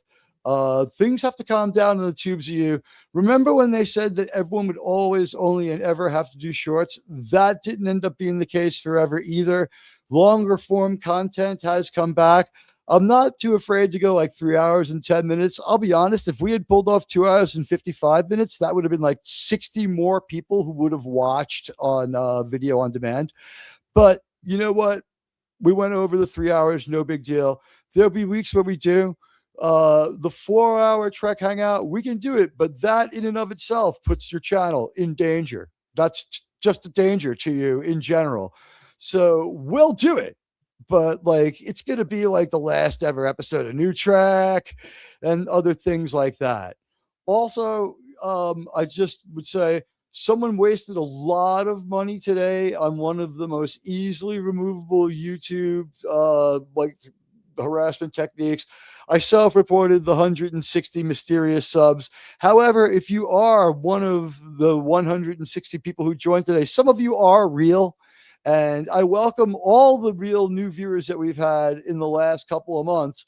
And honestly, the amount of watch time hours and the 100+ people who watched for an average of like 12 and a half minutes on the rewatch, I'm assuming you could skip around for last week's Saving Star Trek. I'm assuming that the tighter, more episodic, more structured reviews are going to serve us well. And that's why we survived when other people didn't. And that's why I think we're going to be okay. I want to thank everybody who supported this show. And I want to thank all the members of our community. And I want to thank everyone who was here for this show, who made it possible by hanging out. I want to thank the genius of Gene Roddenberry, my amazing panel. You guys are the best. I don't know what I would do without you. And I want to thank all of you here in our audience. Let's see if I can get it right. There's a new little hack that I learned, but I want to thank Dave C., Jason Love, Doctor Who. Hey, Chucker Martin. Hello, sir. Jamie Lynn Simmons, Buddy Hepburn, Only a Judge Can Judge, Lombardi 1969, my friend Mark Harkness, Gavin, Blackburn, Cam Cam's Crash Courses. Hello, Cam Cam, the Trek Reviewer, Sir, PBE 777, Rocco the Brave, Mark D with the C, Phantom Outsider 64, Michelle Fairy Tales, Cal 64, Radioactive Actual, John the Beagle Dad, JT Kirk, RRTNZ, and the Dead Man. This newer, tighter structure and this more formatted formula view, you don't have to worry. We're not going anywhere. We don't have to change. We have to save our really long show bullets for really long show topics. And then everything will be fine and there'll be no problem. We love you all. And I think, you know what, Sean? I think we still have enough time for Sydney Sweeney, don't we? Were we gonna finish plugging or no? I mean, that's right. You have to plug. Only I get to plug. Only I fucked that up. Come on, that's my contract. Now Sean gets to plug. Right. I'll just say go. Please, if you're into the kind of creative building stuff that Mark and I do, go to my channel, the Sci-Fi Model Guy. I just posted my chapter 3 of the USS Voyager build, and it's going well. I'm getting good feedback. It's really cool to see. I was afraid I wasn't going to get any views because I hadn't posted in like 5 months, but I'm getting good feedback. People are saying they're happy to see me, so I'll keep doing it. I'm going to guess that 4 or 5 months is like not that atypical in the model guy thing, because you're building these crazy models that are so intense. It takes you got to keep at, like, you have to not just create the content of building the video and doing all that. You have to build the damn model too, right? You know, then, you know, and you're recording so much of it. Damn you. What's that? And you build it damn entertainingly, damn you. Oh, thank you. I try to throw something, but you know, it's like, you know how to present it. You want to do something new every model. So like, I always try to do something that I have never tried before, or just come up with an idea and not just rinse and repeat the same techniques. I mean, Mark, you know that's kind of a trap you can get into. It's tough. Yeah. Yeah, but and the problem is I print so many things and I have so many projects like that, like, and it's like I gotta stop. I've got to stop and like just catch up and finish stuff, which I never do. I mean, look how long it took me to get that shipped to you, JT. Like, I had that thing completed. Oh, it was well worth the wait. It was well worth the wait. So I'm not mad at all. I look at it every day. It's sitting right next to my mouse pad right now. Yeah. Yeah, but I got some other projects. My big one I'm anxious to do is they re-released Vincent from the Black Hole. So that's a new kit. Okay.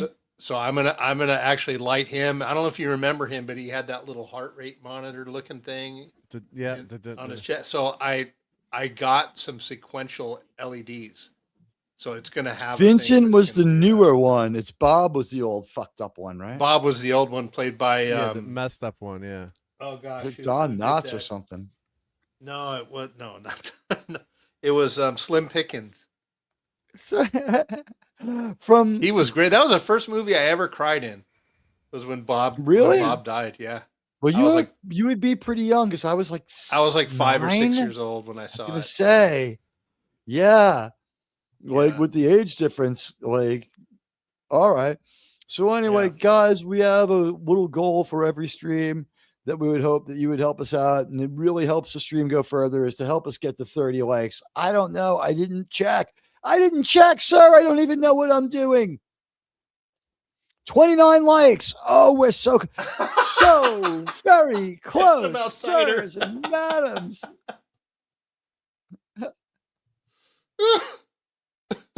Built the ship from Sci-Fi Academy blindfolded in one stream.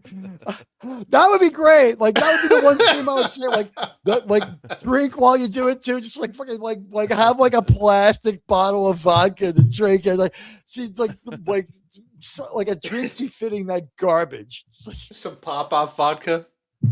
You know, did we ever look at the auction on that auction site to see if they're auctioning off the model ships from the captain's ready room or the headmaster's office, whatever they're calling that stupid set? Yeah. You remember the models we looked at and were like, Ron does a way better job than what they did, and they made good money doing what they did, putting those together in a slapdash manner. To me, that would be something I would want to get at that stupid auction and be like, take it on stream and criticize it. I don't know if it's up there or not, but between that and the swallowed com badge, that would be what I would go for. Yeah. You know what? Like in your make the med bay from Starfleet Academy, and have like that fat moron standing behind like a screen with like you know, you sort of see inside her like with Aaliyah, and you see like the com badge in her stomach, you know, like that fucking idiot. My com badge. You haven't had a class of cadets in 100 years, and these are your best and brightest combat. The human race has moved back so far. Their tech level dropped. They're in the Iron Age on Star Trek under Kirk. Yeah, it's Homer Simpson at Starfleet. We have said this so many times. One day there's going to be an episode of Kurtzman Trek where they're going to be like, sir, we need to make a photocopy. Take the holodecks offline. Reroute the warp engine power through the photocopier. It's like they're going to try to make a pot of coffee and like blow the entire power system for the ship. It's ridiculous. But at any rate, we'll be back next week at 9:30 is our new start time. It just makes more sense. We had people getting here in sort of shifts, and it was making the show last longer. As you can see, we're done a good 45 minutes briefer tonight, although I did kind of really whip the whip it like a racehorse down the final stretch on that episode analysis. But we did more analysis than plot synopsis, which is the key. All right, guys. Good night, and everyone got to do their shout out now. JT, you want to? Oh no, I have nothing planned on the horizon, so it'll be a surprise whenever you see me next. A shout out. I'd also like to thank the producers, all the directors, the cast, and the Academy. So there you go. You know what? Also, I just want to say during this week there'll be an upload put out. Try to watch it. It really helps the channel. It's your biggest authenticity shield is a video essay. I'm going to try to make a pretty cool one for you. I don't know whether it's going to be Michael Caine's worst movie or the next episode of Maul Shadow Lord. Maul Shadow Lord is shit. Episode 3 had no reason to exist. We have a villain with no reason to exist, and now we have a show with no reason to exist, and then we have a filler episode. Oh, I'm sorry. That's like too cute by half. There was no reason for episode 3 of Maul to exist. So with that one, I'm going to let you guys go. I love you all. Again, thanks for being here. And we'll be back next week. You guys are the best. And let's see. Where is she? Where is Sydney Sweeney? Where is she? Where is she? Oh, sir. Sean, I've lost control of the video. Can you play the Sydney Sweeney intro and the Sydney Sweeney video? Yeah. What's the? Yeah, it's oh, locked the up intro? on me, this motherfucker. Okay. Please Where do. is it? I see the regular one. You want the? Oh, here we go. Incoming Sydney Sweeney. Here we go.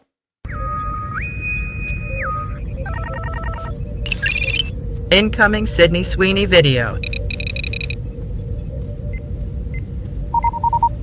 Set burners to full. Lubrication supply sufficient for projected fapping level. Paper towels to standby. Turbo lift door secured and locked. Wives and girlfriend interruption probability at 12%. You may commence masturbatory actions at any time. All right, and listen, well, newsflash, it was resolved. It was the quartering that struck Jill and Tony, okay? It was his fucking fault. We love you all. We'll see you later. Sean, Sydney Sweeney, please. Okay, you got it. See you guys.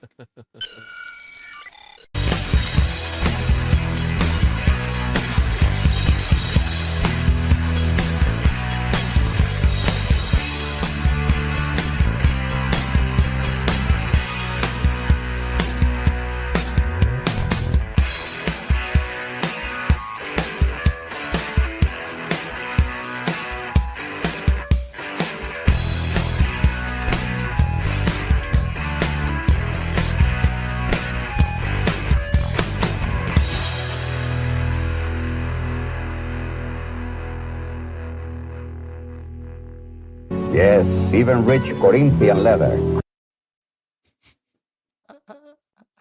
Bye, everybody. We love you all.